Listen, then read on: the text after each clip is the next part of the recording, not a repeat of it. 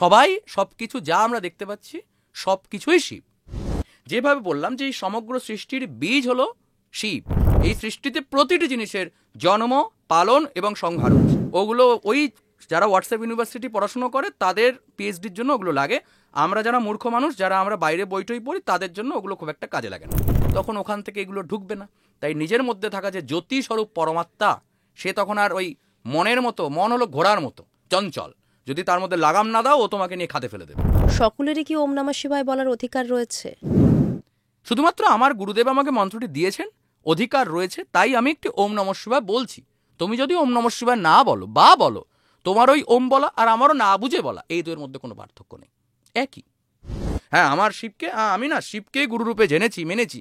আচ্ছা, শিবের অর্থ কি না এটা তো যারা জানা হয়নি, তো ও কোনো লাভ নেই। আমার যে ফুল বেলপাতা কিচ্ছু নেই শিবের সামনে বসে, শিবও নেই আমার সামনে, ওই চোখ বুঝে নমঃ শিবায় জপ করলাম, তাতেই শিবের সন্তুষ্টি। মানে জেগে থাকা মানে ওই মোবাইলে আমি রিলস দেখলাম, ওই জেগে থাকার কোনো অর্থ নেই। ওই জেগে থাকা ঘুমানোর থেকেও নিকৃষ্টতম। সাধারণ মানুষের মধ্যে যেটা দেখা যায়, অঘরি বা সাধারণ মানুষ বলবো না, আমাদের হিন্দু ধর্মকে ছোট করবার জন্য অনেকে বলে থাকে যে এখানে উলঙ্গ হয়ে লোকজন ঘুরে বেড়ায়, কাঁচা মাংস খায়, শ্মশানে মশানে ঘুরে বেড়ায়, এটাই নাকি ধর্ম। হ্যাঁ, এটাও ধর্ম। গুরুদেব, আমি তো এটা করেছি, তাতে আমার কিন্তু একটু নেগেটিভ বলে মনে হচ্ছে। তখন তোমাকে গুরুদেব আবার তোমাকে গাইড করবে। ইউটিউবার বা ফেসবুকার এসে তোমাকে রিলস যারা করছে তার গাইড করবে না। তাই জন্য গুরুদেবের কাছেই যেতে হবে।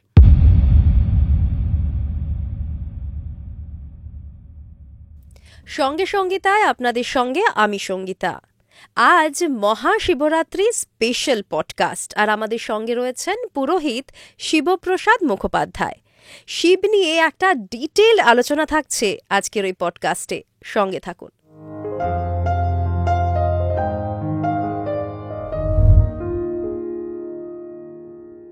শিবপ্রসাদ দা, হর হর মহাদেব। নমঃ পার্বতীপতয়ে, হর হর মহাদেব। আজ আমরা শিব নিয়ে আলোচনা করব। সামনেই শিবরাত্রি, অতএব আমার মনে হলো যে এই আলোচনাটা হয়তো অত্যন্ত গুরুত্বপূর্ণ। নিশ্চয়ই। আপনার কি মনে হয়? শিব নিয়ে আলোচনা করতে বললে তো আমার মানে মনের মধ্যে একটা আনন্দ লাগে, আমার সবসময় ভালো লাগে। শিব আমার অত্যন্ত প্রিয় একজন দেবতা। শুধু আমার কেন, আমার মনে হয় প্রত্যেকটি ভারতবাসী তথা বিশ্ববাসী যারা একটু সাহস মানে হিন্দু আদর্শ আধ্যাত্মিকতা নিয়ে আলোচনা করে, তাদের কাছে শিব অত্যন্ত প্রিয় দেবতা। তো শিব তো মনের মধ্যে আনন্দ যোগায় সবসময়। একটা প্রশ্ন সবসময় সাধারণ মানুষের মনে আসে, শিব কে? কোথা থেকে এলেন শিব? শিবের ধ্যানে, জীবের বিভিন্ন ধ্যান রয়েছে, সেখানে একটা লাইন রয়েছে যে বিশ্বআদ্যম বিশ্ববীজম নিখিল ভয়হরম পঞ্চবক্ত্রম ত্রিনেত্রম। বিশ্বআদ্যম, তিনি বিশ্বের আদি। এই বিশ্ব বলতে শুধু তুমি পৃথিবী বুঝো না, বিশ্ব মানে হলো কি সমগ্র সৃষ্টি। সমগ্র সৃষ্টি যা তুমি দেখতে পাচ্ছ বা দেখতে পাচ্ছ না, যা অনুভব করছো বা করতে পারছো না, সম্পূর্ণ সৃষ্টি। সেই বিশ্ব সৃষ্টি যা এখনো পর্যন্ত সৃষ্টি হচ্ছে, অর্থাৎ প্রকাশিত হচ্ছে, সেই সৃষ্টির আদি হলেন শিব। কিরকম আদি? বিশ্ব বীজম, তিনি এই সৃষ্টির বীজ। যেভাবে একটি বীজের থেকে গাছ হয়, সেভাবে শিবই এই বিশ্বরূপ সৃষ্টিরূপ বৃক্ষের বীজ, তার থেকেই সমগ্র সৃষ্টি প্রকাশিত। তো শিব হলো এই সম্পূর্ণ সংসারের নির্যাস বলতে পারো। এই সম্পূর্ণ সংসার শিবের মধ্যেই অবস্থান করছে। শিব সবার মধ্যে আছে তা নয়, শিবের মধ্যেই সবাই রয়েছে। আমরা সবাই সবকিছু যা আমরা দেখতে পাচ্ছি সব কিছুই শিব। শিব কে প্রশ্নটা করা আমার মতে একটু ভুল। প্রশ্নটা হওয়া উচিত কোন কোন জিনিসগুলো শিব নয়। উত্তর হবে এমন কোনো কিছু এই সৃষ্টিতে নেই, বা সৃষ্টির বাইরেও হয়তো নেই, যা শিব নয়। সবই শিব। শিব শব্দের অর্থ হলো মঙ্গলময়। এই সম্পূর্ণ সৃষ্টিটাই মঙ্গলময়। নদী, পাহাড়, জল, এদের তো কোনো স্বার্থ নেই। যা গাছের যখন একটা ফল হয়, ফলটা তো গাছটা নিজেরা খায় না, তবু সে ফলটা ফলায় কেন? যাতে আমার তোমার মতো বা এই প্রাণীরা যাতে ফলটা খেয়ে প্রাণ ধারণ করতে পারে, তার কোনো স্বার্থ নেই। এই নিঃস্বার্থ ভাবটাই শিব। কিন্তু আমার মতো বা সাধারণ যারা আমরা মানুষ, মায়ামোহের কারণে আমরা নিজেদের জন্য চিন্তা করি, নিজেদের জন্য ভাবি। চেতনার এই নিম্নকরণ ভাবটা হলো অশিব বা অমঙ্গলময়। কিন্তু এই অমঙ্গলময় বা অশিবের মধ্যেও কিন্তু শিব রয়েছে। শুধু ওই অটাকে একটু আলাদা করতে হবে, তাহলেই শিবকে পাওয়া যায়। আয়নার মধ্যে যখন ময়লা পড়ে তখন আমরা মুখ দেখতে পাই না, কিন্তু তার মানে আয়নার ক্ষমতা ক্ষুণ্ণ হয়েছে তা নয়। আয়না ওখানেই রয়েছে, শুধু তার উপর ধুলো পড়েছে মাত্র। ধুলোটাকে একটু ঝেড়ে দাও, তোমার মুখ সুন্দরভাবে তুমি দেখতে পাবে। তো শিব সর্বত্র বিদ্যমান, শুধুমাত্র মোহবশত আমরা তাকে দেখতে পাই না। অনেক জায়গাতেই শোনা যায় যে ব্রহ্মা সৃষ্টি করেন, বিষ্ণু পালন করেন, আর শিব ধ্বংস করেন। সত্যি কি তাই? হ্যাঁ, এখানে একটা জিনিস বুঝতে হবে। আমি যদি এটা বলি যে এই দাদা ক্যামেরাম্যান, এই দাদা মাইকটা দেখছে, আর এই দিদি আপনার অ্যাঙ্কারিং করছে, তিনজনে কি ঠিক? হ্যাঁ, তিনজনেই ঠিক। কিন্তু প্রবলেম হলে তিনটে ব্যক্তি আলাদা, কিন্তু ব্রহ্মা বিষ্ণু মহেশ আলাদা নয়। এদের দেখতে আমাদের অন্যরকম লাগলেও এরা আলাদা নয়। কীরকম আলাদা নয়? একই আপনি এখানে বসে রয়েছেন অ্যাঙ্কার হিসাবে, একই আপনি বাড়িতে একটি কন্যার মা, আবার একই আপনি একটি মায়ের সন্তান। তাই তিনটেই আপনি, কিন্তু তিনের গুণগত এবং কর্মগত ভেদে তার মধ্যে কিছু পার্থক্য দেখা যাচ্ছে মাত্র। তিনটেই কাপড়, কিন্তু একটা টুপি, একটা গলার উত্তরীয়, একটা হয়তো ধুতি, কিন্তু তিনটেই কাপড়। একটি সোনা, যেটা দিয়ে কর্ণের কুন্তল হচ্ছে, আবার হাতের আংটি হচ্ছে, আবার হয়তো পায়ের মল হচ্ছে, কিন্তু তিনটেই স্বর্ণ। ঠিক তেমনইভাবে একই ব্রহ্ম, তার সৃষ্টিরূপ গুণের জন্য তাকে আমরা ব্রহ্মা বলছি, তার পালনরূপ গুণের জন্য তাকে বিষ্ণু বলছি, আর সংহাররূপ গুণের জন্য তাকে শিব বলছি। যেভাবে বললাম যে এই সমগ্র সৃষ্টির বীজ হলো শিব, এই শিব বলতে পরম ব্রহ্মরূপ শিব। যখন এই সৃষ্টির মানে সেই বীজ থেকে শিবের যে গুণের দ্বারা এই সম্পূর্ণ সৃষ্টি প্রকাশিত হচ্ছে, সেই সৃষ্টিরূপ গুণের নামই হলো ব্রহ্মা। যখন সেটা প্রকাশিত হয়েছে, তার পালন করবার জন্য যে ক্ষমতা তার মধ্যে রয়েছে, তার নাম বিষ্ণু। আবার সেটাই যখন সেই বিন্দুর মধ্যেই লয়প্রাপ্ত হবে, সেটাকেই বলা হচ্ছে শিব।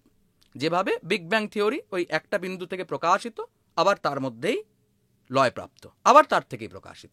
তো এই হলো শিব, এই হলো ব্রহ্মা বিষ্ণু মহেশ। একে আলাদা করে দেখলে চলবে না। হ্যাঁ, পৌরাণিক বিভিন্ন ক্ষেত্রে আমরা দেখতে পাচ্ছি যে ব্রহ্মার সঙ্গে শিবের লড়াই হচ্ছে, সেখানে বিষ্ণু গিয়ে নাক গলাচ্ছে। এগুলো একটা স্টোরি, এগুলো একটা স্টোরি। আমি এটার দ্বারা এটা এবার অনেকে বলতে পারেন তাহলে এগুলো কোনোদিন ঘটেনি, এগুলো বাজে কথা। না, এগুলো সবসময় ঘটছে। এগুলো পুরাকালে ঘটেছে, মানে কন্টিনিউ ঘটছে। শুধু তার অর্থটা যদি আমরা বুঝতে পারি, তাহলেই বুঝতে পারবো যে ওটা ওইখানে ঘটেছে তা না, সব সময়ই ঘটছে। ব্রহ্মা সৃষ্টি করেছে, সে কোনো সময় করেছে তা নাকি? মিষ্টির দোকানে যখন একটা ময়রা মিষ্টি বানাচ্ছে, সেটাও ব্রহ্মারই সৃষ্টি। কারণ ওই মিষ্টি দোকানে যে মিষ্টিটা বানানো হচ্ছে, যে শক্তির দ্বারা বা যে গুণের দ্বারা এই সৃষ্টিরূপ ক্ষমতাটা, এটাকেই তো ব্রহ্মা বলছে। দোকানে যখন সেটা পালন করা হচ্ছে, অর্থাৎ রক্ষণাবেক্ষণ হচ্ছে বিক্রির জন্য, ওটাই তো বিষ্ণু। আর আমি যখন ওটা কিনে এনে টপ করে খেয়ে ফেললাম, ওটাকে খেয়ে ফেললাম, তা আমি তো শিব, সংহার। এই সৃষ্টিতে প্রতিটি জিনিসের জন্ম, পালন এবং সংহার হচ্ছে, এমনকি ইনক্লুডিং আমার এই দেহটাও। এও মায়ের গর্ভে মানে সৃষ্টি হয়েছে, আমি এই দেহটাকে পালন করছি। আমি আর আমার দেহ এক নয়, আমার আত্মা আর অনাত্মা এক নয়। আমি এই দেহটাকে পালন করছি। যেভাবে গৃহে বসবাসকারী মানুষ গৃহের মধ্যে থেকে গৃহটাকে মেনটেন করে, ঠিক সেভাবে আমি এই দেহের মধ্যে থেকে এই দেহটাকে মেনটেন করি।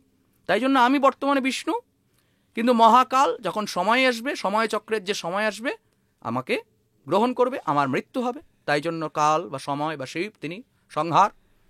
তো সংহারক বলতে তিনি এই বাড়িঘরদোর ভেঙে ফেলবেন এরকম ব্যাপারটা নয়, তিনি সব কিছুকেই সংহার করবেন। তিনি সম্পূর্ণ সময়রূপভাবে অবস্থান করছে। এই সময়ের মধ্যেই সৃষ্টি, সময়ের মধ্যেই পালন, আবার সময়ের মধ্যেই সংহার।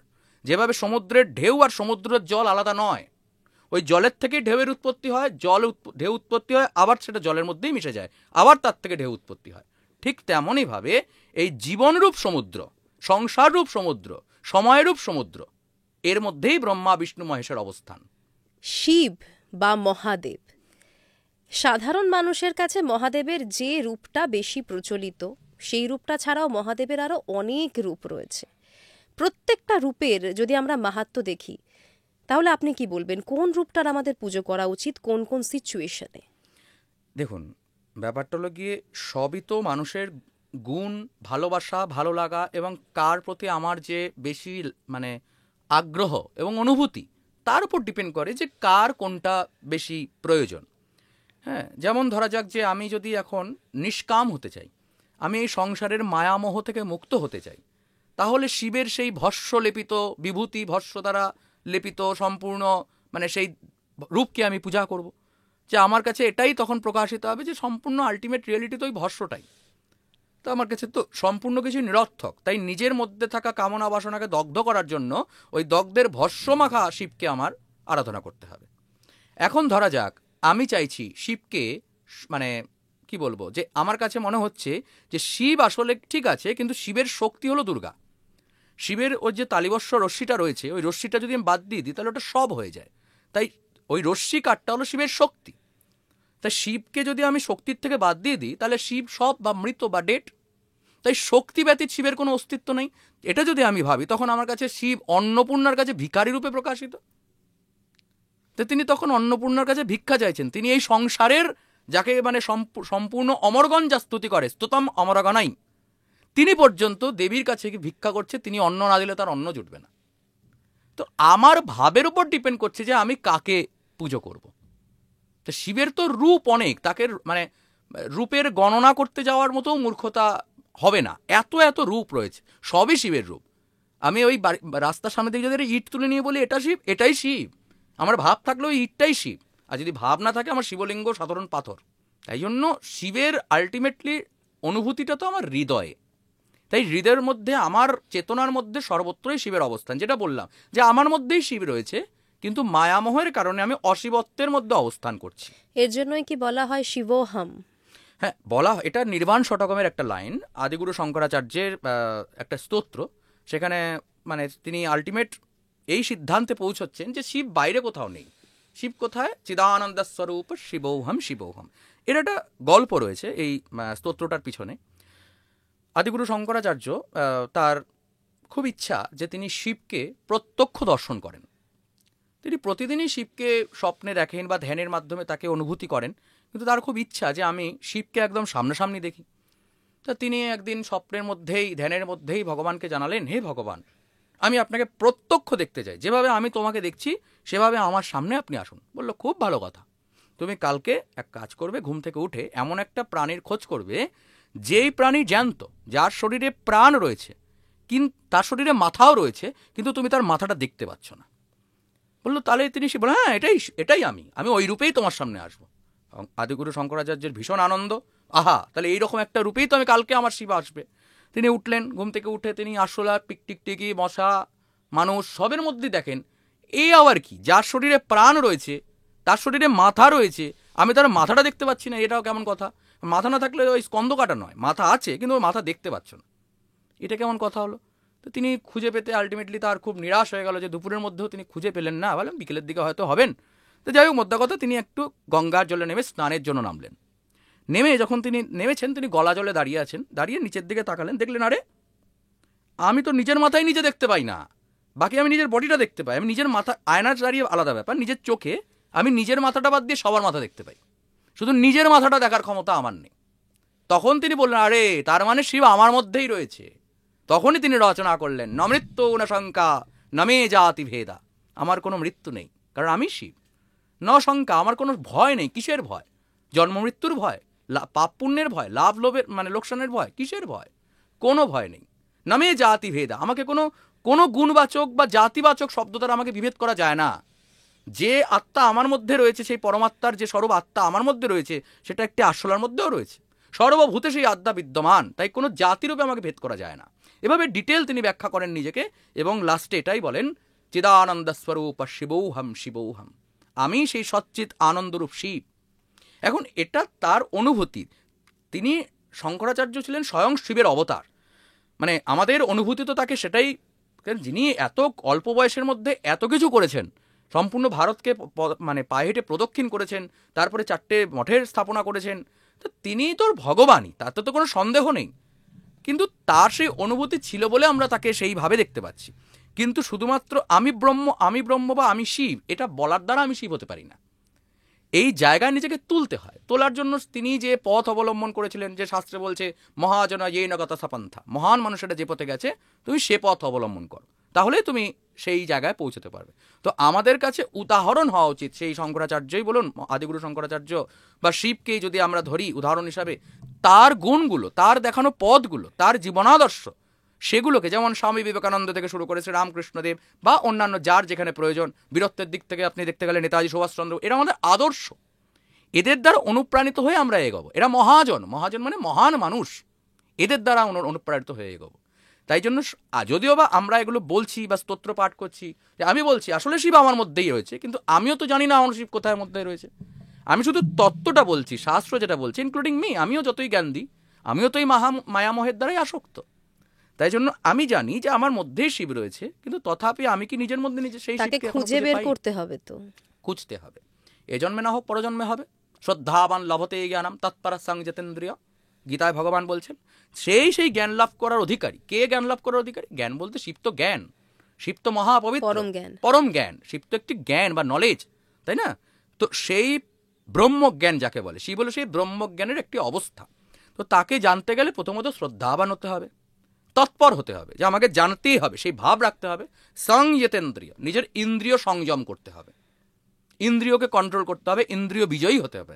লোভ লালসার দ্বারা নিজে চেতনাকে মানে অনুপ্রাণিত করলে হবে না। যেভাবে একটা উদাহরণ দিচ্ছে শ্রীমদ্ ভাগবত গীতায়, যেভাবে ঘরের মধ্যে যদি একটি প্রদীপ জ্বলে এবং সেখানে যদি হালকা হাওয়া দেয়, তাহলে প্রদীপের শিখা এরকম দুলতে থাকে, আর একটু যদি জোরে হাওয়া দেয় প্রদীপ নিভে যায়। তাই জন্য ঘরের সব দরজা জানলা বন্ধ করে দিলে তবেই প্রদীপের শিখা একদম স্ট্রেট থাকে। ঠিক সেইভাবে আমাদের এই দেহরূপ যে মন্দির, যেটা আমি বললাম, তার দরজাগুলো তো খোলা, যেখান থেকে যেটা পাচ্ছে লোভ লালসা হিংসা প্রথমে অহংকার দরজা মোহ, বন্ধ করতে হবে। তা সেগুলো বন্ধ করার জন্য নিজের ওই ইন্দ্রিয়রূপ যে দরজা জানলাগুলো আছে সেগুলোকে যখনই নিজের কন্ট্রোলে আনা যাবে, তখন ওখান থেকে এগুলো ঢুকবে না। তাই নিজের মধ্যে থাকা যে জ্যোতি স্বরূপ পরমাত্মা, সে তখন আর ওই মনের মতো, মন হলো ঘোড়ার মতো চঞ্চল, যদি তার মধ্যে লাগাম না দাও ও তোমাকে নিয়ে খাদে ফেলে দেবে। আর খাদে পড়ছি আমরা বারবার। নিজের মনকে তো কন্ট্রোল করতে হবে, নাহলে তো একদম। মন তোমাকে কন্ট্রোল মন তোমাকে কন্ট্রোল করে ফেলবে, এইটাই হলো সব থেকে বড় কথা। যেমন ভাগবত গীতা একদম স্পষ্ট উদাহরণ। আপনি দেখুন গীতার যে ছবিটা রয়েছে, আমরা নর্মালি যে পপুলার ছবিটা দেখি, ঘোড়ার ওপর বসে রয়েছে ভগবান শ্রীকৃষ্ণের হাতে লাগাম, পিছনে অর্জুন কনফিউজড, আমি কি করব? লাভ হো জয়া জয়। ভগবান শ্রীকৃষ্ণ বলছে তোমার লাভ ক্ষতি জয় পরাজয় ভেবে লাভ নেই, উত্তিষ্ঠ তিষ্ঠ ভারত, হে ভারত ওটো যুদ্ধ করো, তোমার যেটা ডিউটি সেটা তুমি করো, তোমার কর্মটা তুমি করো, তোমার লাভ হবে ক্ষতি হবে জয় হবে পরাজয় হবে অত ভেবে তোমার কাজ কি? ওইটাই তো আদিগুরু শঙ্করাচার্য বলছে, ন মৃত্যু ন শঙ্কা, আমার কোনো ভয় নেই, লাভ ক্ষতি জয় পরাজয় সব আমি ভাবি না। আমি কি করি? আমি আমার ডিউটি পালন করি, কর্তব্য করি, আমার যেটা করার সেটা আমি করি, বাস। ধরুন যারা শ্রীকৃষ্ণের পুজো করেন, তাদের মধ্যে একটা শ্রীকৃষ্ণের প্রভাব দেখা যায়।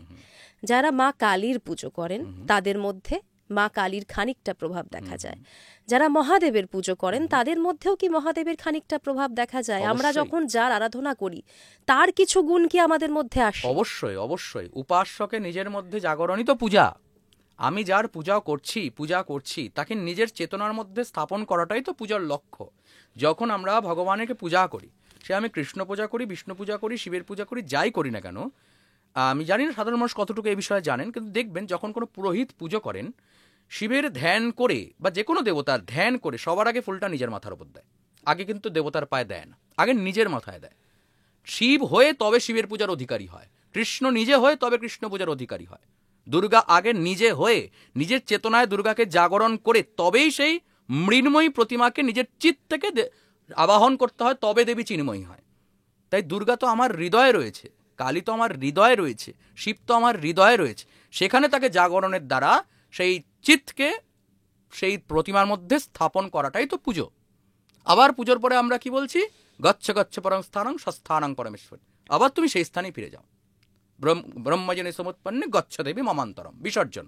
হে দেবী, তুমি এই ব্রহ্মরূপ জনি বা এইখান থেকেই তোমাকে উৎপন্ন করেছিলাম, গচ্ছ দেবী মমান্তরম, তুমি আবার আমার অন্তরেই বিসর্জিত হও।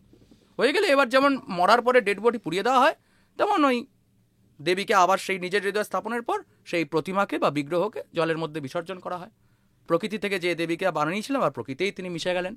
তো ভগবানকে যে কোনো রূপে আমরা পুজো করি না কেন, পুজো করবার পরে আগে সেই উপাস্যকে নিজের মধ্যে জাগরিত করতে হয়। এই জন্য যখনই শিবের ক্ষেত্রে বলুন, কৃষ্ণ ক্ষেত্রে বলুন, বিষ্ণু ক্ষেত্রে বলুন, তার যে গুণাবলীগুলো তার ভক্তের মধ্যে অটোমেটিক্যালি আসে। এই জন্যই তো পুজোর মাহাত্ম্য।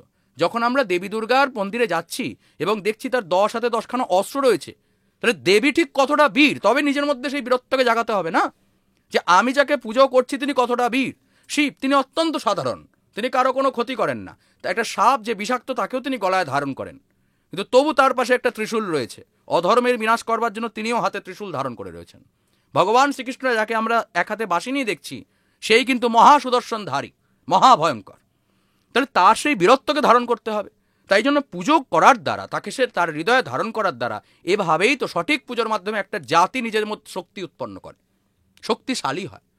তাই জন্য এই পুজো একটা সমাজের ওপর মহাপ্রভাব বিস্তার করে। এই জন্য দেখবেন যারা জাতিকে দুর্বল করতে চায় তারা সবার আগে সেই জাতির সংস্কৃতিকে নষ্ট করতে চায়। যে জাতির সংস্কৃতি বিনষ্ট হয় সে জাতি সবার আগে পতনের দিকে যায়। এটা আপনি বুঝবেন, কারণ সংস্কৃতি একটা গোটা সমাজকে ধরে রাখে, গোটা সমাজকে ধরে রাখে। যেই মাত্র সংস্কৃতি বিনষ্ট হয়ে যাবে সমাজটা বিনষ্ট হয়ে যাবে। তাদেরকে মারা অত্যন্ত সহজ ব্যাপার। যেভাবে অনেকগুলো লাঠি হাতে থাকলে ভাঙতে আপনি অসুবিধা হবে, কিন্তু একটা লাঠি মটমট করে আপনি সব কটাকে ভেঙে ফেলবেন।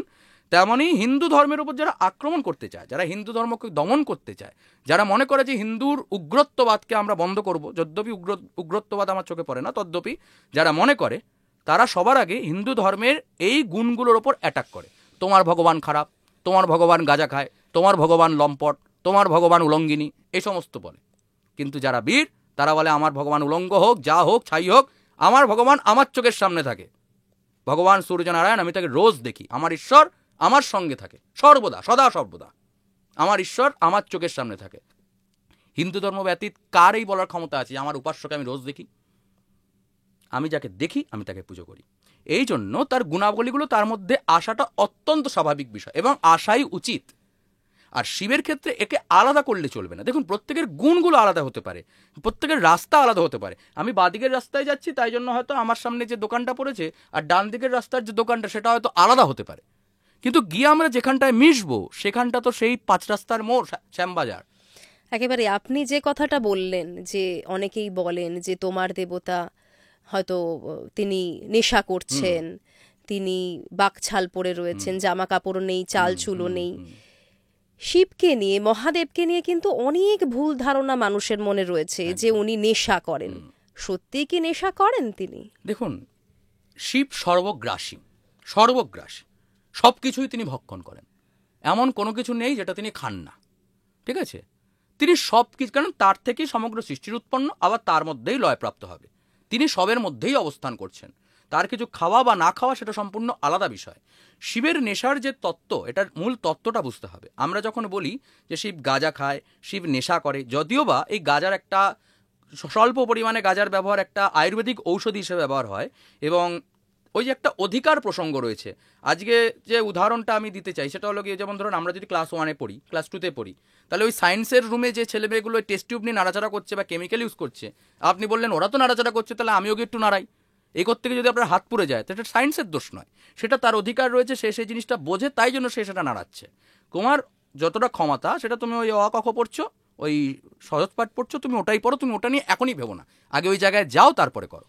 তো যারা সাধু সন্ন্যাসী, যারা আমরা দেখতে পাই যে ধরুন এই কুম্ভেই বিভিন্ন জায়গায় আমরা দেখছি যে সাধু সন্ন্যাসীরা গাঁজা খাচ্ছে, নেশা করছে, তার দ্বারা তারা চেতনা, নিজের সেই মনের বহির্মুখিতাটাকে এক জায়গায় একত্রীকরণ করছে এবং চেতনাটাকে সেই জায়গায় নিয়ে তারা ধ্যানাদি করছে। তাদের যদি তার থেকে ক্যান্সারও হয় তাতে তার বউয়ের কিছু আসবে যাবে না, কারণ তার বউ নেই, তার পরিবার নেই, তার কিছু আসে যায় না। কিন্তু তোমার আছে, তুমি যদি তাকে উদাহরণ দেখে তুমি করতে যাও, তোমার যদি ক্যান্সার হয়, তোমার যদি লাংসটা খারাপ হয়ে যায়, তাতে তোমার পরিবারটার কি হবে, তোমার সন্তানের কি হবে? তাই জন্য সবার অধিকার সব কিছুর ওপর থাকবে এমন ভাবার কোনো কারণ নেই। যদিও বা ওই সায়েন্সের রুম রয়েছে, কিন্তু তোমার সেই জায়গায় তুমি যাও, তুমি নিজের সব সংসার টংসার ছেড়ে ওই জায়গায় যাও, তারপরে তুমি ওগুলো করো। হ্যাঁ, ওগুলোর ব্যবহার রয়েছে, কিন্তু সাধারণের জন্য না। সাধারণের তত্ত্ব কি? দেখো, ভগবানকে আমরা কি দিই? ভগবান শিব কে? তার চাল চুলো নেই, তিনি সদাশিব, তিনি সর্বত্রই মঙ্গলময়, সর্বদা মঙ্গলময়। তিনি কি বলছে দেখো, তিনি বলছে আমার চন্দনাদি দরকার নেই, লাল চন্দন, সাদা চন্দন, অষ্টগন্ধা কিচ্ছু লাগবে না। আমাকে কি দরকার? ওই যে ভস্যগুলো রয়েছে, বিভূতিগুলো রয়েছে, যেগুলো পুরে ছাই হয়েছে, যাকে কেউ ভালোবাসে না, যেগুলো কোনো দেবতার কাজে লাগে না, ওগুলো তুমি আমাকে দাও, আমি ওগুলো মাগবো। তিনি কি বলছেন? আমার বাহনের জন্য একটা বিশাল সিংহ বা বিশাল একটা কিছু এরম লাগবে না। কিসের আমার বাহন? ওই যে ষাঁড়টা, যে ষাঁড় জন্মালে তার মানে যে পরিবারে জন্মায় সেই পরিবারের কেউ খুশি হয় না। গরু জন্মালে গরুটা দুধ দেবে, ষাঁড় তো আর দুধ দেবে না, তো ষাঁড়কে কেউ ভালোবাসে না। তাই তুমি ষাঁড়টা আমার, ওই ষাঁড়টাই আমার বাহন। তা এই গুণগুলো ফুলের মধ্যে বলছে আমার কোনো বিশেষ ফুল লাগবে না, পদ্ম গোলাপ লাগবে না। কি ফুল লাগবে? ওই যে রাস্তার ধারে ফোটে, ট্রেনে যেতে যেতে রাস্তায় দেখা যায় যে প্রচুর ফুটে রয়েছে আকন্দ আর ওই ধুত্রা, যেগুলো কোনো কাজে লাগে না, সেগুলো আমাকে দাও। ধুত্রার ফল যেটা মহাবিষ, ওইটা আমাকে দাও, ওগুলো আমাকে দাও। তা আমায় সেটাই তিনি নেন, যেটা কোনো ক্ষেত্রে কোনো কাজে সাধারণত লাগে না। শুধু একটাই তিনি চান, বেলপাতা একটু, ব্যাস, ওটা হয়তো অনেক বিভিন্ন দেবতার কাজে লাগে, আর একটু জল, অল্পেই তিনি সন্তুষ্ট। বিশেষ কিছু তার স্বর্ণ মুকুটের প্রয়োজন নেই, তিনি একটা জটা টটা ধরে বসে রয়েছেন, সোনার অলঙ্কারের দরকার নেই, একটা সাপ নিয়ে গলায় ঝুলিয়ে নিয়েছেন, ঠিক আছে? ওই বলদবাহন, চর্ম আসন, সর্প অলঙ্কার, তিনি এরকম একটা ভোলাভালা দেবতা। তো তাকে আমরা সেই জিনিসগুলোই দেব। সাধারণ ভক্ত হিসাবে আমরা কি চাইব, যে সমাজ, তিনি হলাহল পান করেছিলেন। দেখো সমস্ত সমুদ্র মন্থনে কত কিছু উঠেছে, কত কিছু উঠেছে, কিরিটিমণি, স্বয়ং দেবী লক্ষ্মী, হ্যাঁ, উচ্চৈশ্রবা, ঐরাবত হাতি, কত কিছু উঠেছে। তিনি কি নিলেন? বিষ, হলাহল বিষ। তিনি বললেন অত কিছু আমার লাগবে না, যে বিষটা নিয়ে সব মারামারি লেগে যাচ্ছে, এটাকে কে নেবে, কে সৃষ্টি ধ্বংস হয়ে যাচ্ছে, দাও ওকে আমি ভক্ষণ করি। ভক্ষণ করি শুধু না, সৃষ্টি যতদিন পর্যন্ত রয়েছে ততদিন পর্যন্ত গলায় ধারণ করে তিনি নীলকণ্ঠ হলেন।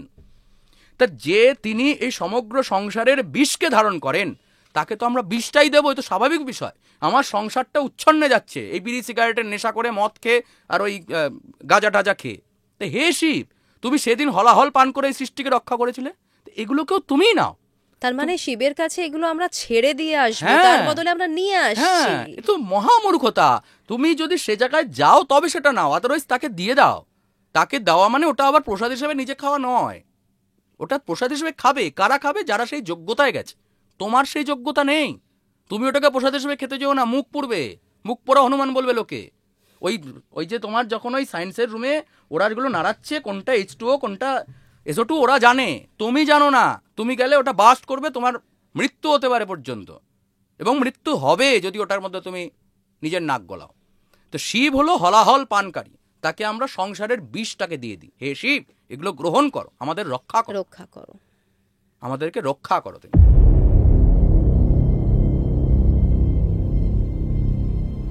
শিব নিয়ে আলোচনা করতে গেলেই বারবার কিন্তু এই ঘটনাগুলো চলে আসে যে শিব নিয়ে অনেক পৌরাণিক কাহিনী রয়েছে। অনেকে আবার বলেন যে তোমাদের ভগবানের তো অনেকগুলো বিয়ে, কখনো সতী, কখনো পার্বতী। এই ব্যাপারটা নিয়ে আপনি কি বলবেন? দেখুন, আমরা যখন শিবকে দুটো রূপেই দেখি সাধারণত।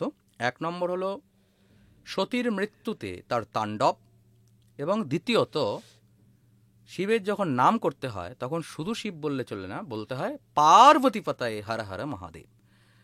তো তিনি এমন একজন দেবতা যিনি তার স্ত্রীর মৃত্যুতে, স্ত্রীর অপমানে সমস্ত সংসার ধ্বংস করে দিতে সেই তাণ্ডব করতে পারেন। আবার তিনি তার স্ত্রীকে ছাড়া কিছুই বোঝেন না, তিনি তার স্ত্রীর সঙ্গে সর্বদা অবস্থান করেন। ওই যে বললাম, শক্তি এবং শিবকে আলাদা করা যায় না, শিব এবং শক্তি সর্বদা একত্র থাকে। আমার এই হাতটাকে যদি উদাহরণ রূপে তুমি শিব হিসেবে দেখো, এর মধ্যে যে প্রাণরূপ শক্তি রয়েছে, এটা না থাকলে হাতটাকে আমি তুলবো এই ক্ষমতা আমার থাকে না। তাই শিবের এই হাতটা দিয়ে যদি মঙ্গলময় যে কাজগুলো করি সেটা যদি শিব হয়, তাহলে যে শক্তির দ্বারা আমি করছি সেটা হলো গিয়ে শক্তি। আমার মনে ইচ্ছা রয়েছে যে আমি ওখানে একটা সাধারণ মানুষের জন্য পুকুর খনন করব, কিন্তু আমার যে পয়সা নেই, আমি কিভাবে করব? তাই ওই মানসিক যে ইচ্ছাটা, শুভ ইচ্ছা, এটা শিব। কিন্তু আমার মধ্যে যে শক্তি রয়েছে পয়সার, সেটা হলো শক্তি, ওটা ছাড়া এটা করা যাবে না। তাই শিব এবং শক্তিকে আলাদা করা যায় না। ভগবানের এই দুটো রূপেই আমরা সাধারণত স্ত্রী হিসাবে দেখি। আর সাধারণত কিছু ফেসবুক, হোয়াটসঅ্যাপ, ইউনিভার্সিটিতে যে সমস্ত দেখি, ওগুলো ইউনিভার্সিটির জন্যই, ঠিক আছে, ওগুলো ওই যারা হোয়াটসঅ্যাপ ইউনিভার্সিটি পড়াশুনো করে তাদের পিএইচডির জন্য ওগুলো লাগে। আমরা যারা মূর্খ মানুষ, যারা আমরা বাইরে বইটই পড়ি, তাদের জন্য ওগুলো খুব একটা কাজে লাগে না। বাকি দেবতার যে মানে ভগবান শিবের সতী এবং পার্বতী, এ আলাদা তো দুই নয়। যিনি সতী তিনিই তো পার্বতী রূপে আবার শিবকে জাগান। শিব যখন সতীর মৃত্যুতে শান্ত হয়ে যায়, যখন সমগ্র সৃষ্টির চলমানতা মানে মুখে, ধ্বংসের মুখে, স্তব্ধ হওয়ার মুখে, কারণ শিব তখন স্তব্ধ হয়ে গেছেন, তখন তাকে জাগানো একান্তই প্রয়োজন। তখন পুনরায় সেই দেবী সতী জগতের মঙ্গলার্থে পার্বতী রূপে সেই শিবকে জাগিয়ে তোলেন। এ তো জগতের মঙ্গলের জন্য, তাকে দুই আলাদা করলে তো চলবে না। সতীর জীবিত অবস্থায় তিনি কি আরো 5টা বিয়ে করেননি? আর যদিও বা ভগবানের বিবাহ, তাকে তত্ত্বগত বুঝতে হয়। ভগবানের বিবাহ তোমার আমার বিবাহের মতো নয়। যদিও বা পৌরাণিক ক্ষেত্রে তার মালা বদল, সিঁদুরদান ইত্যাদি আমরা বিভিন্ন দেখি, কিন্তু তথাপি তাকে তত্ত্ব বুঝতে হয়। ভগবান পরম ব্রহ্ম, নিরাকার, তাকে কোনো গুণ বা কর্মের দ্বারা মানে জাস্টিফাই করা যায় না। তিনি গুণাতীত, কর্মাতীত, হ্যাঁ, লিঙ্গাতীত। তাকে আমরা এটাও বলতে পারি না যে শিবই স্ত্রী এবং শিব পুরুষ, এটাও বলা যায় না। তিনি অর্ধনারীশ্বর রূপে দেখিয়েছেন, দেখো আমিই তো শিব, আমিই শক্তি। তো তার আবার স্ত্রী কি? আলাদা করে সতী পার্বতী তো অনেক দূরের ব্যাপার। তিনি বলছেন আমিই শক্তি, ওই যে আমার সঙ্গে যে বসে রয়েছে আলাদা কেউ নয়, আমি সে। এবং হিন্দু ধর্মের বিবাহের রীতি দেখো, যখন বিবাহ ক্ষেত্রে হিন্দু ধর্মের বিবাহের জন্য, হিন্দু ধর্মের বিবাহে স্ত্রীর অবস্থান কোথায়, কি বলা হচ্ছে? তাকে নিজের বামে বসানো হচ্ছে। ওই যে আমার হৃৎপিণ্ডটা চলছে না, ওই হৃৎপিণ্ডটাই তুমি না থাকলে হৃৎপিণ্ডটাই চলবে না। এই হলো স্ত্রীর অবস্থান। তাকে বিবাহের পর তিনি বামে যাচ্ছেন। এই সংসারটা যে চলছে না, ওই চলার কারণ হলো ওই যে কন্যা সম্প্রদান নিয়ে এত মারামারি লেগে গেল। কন্যা সম্প্রদানের তত্ত্বই তো বিবাহগত। কি কন্যা সম্প্রদানে কি বলছে? দাতাহম বরুণ রাজা দ্রব্যমাদিত্য দৈবতম বরসৌ বিষ্ণুরূপিণা প্রতিগৃহ্ণতয়ম বিধি। যিনি কন্যা দান করছেন তিনি কি বলছেন? আমি হলাম বরুণ রাজা। বরুণ মানে জল তত্ত্ব। দ্রব্যম আদিত্য দৈবতম, ওই যে যাকে দান করা হচ্ছে তিনি হলেন আদিত্য বা সূর্য। বরসৌ বিষ্ণুরূপিণা, ওই যে বর যাকে দান করছি তিনি কে? বিষ্ণু। কিভাবে হচ্ছে? যদি কোনোদিন সমুদ্রের পাড়ে সকালবেলা যাও, দেখবে মনে হবে জলের মধ্যে থেকে যেন সূর্যটা আকাশের দিকে উঠলো। এই যে সূর্যটা উঠলো, কথার কথা, এই যে সূর্যটা জল বরসৌ বিষ্ণুরূপিণা, বিষ্ণু তত্ত্ব আকাশ, নীলবর্ণ শান্তাকারং ভুজগশয়নম আমরা যে দেখছি। তো এই যে তোমার গগন সদৃশম, ভগবান বিষ্ণুর ধ্যানে বলছে গগন সদৃশম মেঘ বর্ণম শুভাঙ্গম। তো ওই মেঘ বা মেঘে বর্ণ বা ওই গগন সদৃশ বিষ্ণুর কাছে সূর্য বরুণের কাছ থেকে তার কাছে যাচ্ছে। যদি না যায়, যদি সূর্য না ওঠে, ওঠে মানে ভৌগোলিক ক্ষেত্রে বলবে এটা কথার কথা, সূর্যের ওই উদয় অস্ত না হলে এই সংসারটাই স্তব্ধ হয়ে যাবে। ঠিক তেমনই ভাবে ওই বর হলো ওই আকাশের মতো অন্ধকারময়, তার জীবনটা আলো নেই। ওই যে স্ত্রী তার জীবনে এলো, তার জীবনে সূর্যোদয় হলো, এইবার জগতের সৃষ্টি হবে। এই জন্য বিবাহের অধিপতি হলেন প্রজাপতি। প্রজাবৃদ্ধি করার জন্যই বিবাহ হয়। নতুন সন্তানাদি জন্মগ্রহণ করবে এবং এই সংসারটা চলবে। বিবাহ যদি না হয়, যেভাবে সূর্য না উঠলে এই সংসারের জেনারেশন ধ্বংস হয়ে যাবে, তেমন বিবাহ না হলে ওই কন্যা যদি বরের জীবনে না আসে, তাহলে এই সৃষ্টিই ধ্বংস হয়ে যাবে। হবেই না, হবেই না। এখানে অনেকে আবার বলে যে কন্যা কি দানের বস্তু? আরে বিদ্যা কি দানের বস্তু? প্রাণ কি দানের বস্তু? বাংলার জ্ঞান নিয়ে সংস্কৃত বোঝা যায় না। সংস্কৃতের তত্ত্ব অনেক ওপরে। বিদ্যা দান, বিদ্যার কি বস্তু যে বিদ্যাকে তুমি দান করবে? জ্ঞান দান, জ্ঞান কি বস্তু যে তুমি দান করবে? শ্রদ্ধা, তো এই যে তোমার জীবন দান, ডাক্তার আমাকে জীবন দান করলো, কেন জীবনটা কি তোমার ব্যাগে করে একটু জীবন দিল, এরকম ব্যাপার নাকি? এরা সব মহামূল্য। দান সেটাই হয় যেটা মূল্যবান। দান সেটাই হয় যেটা মূল্যবান।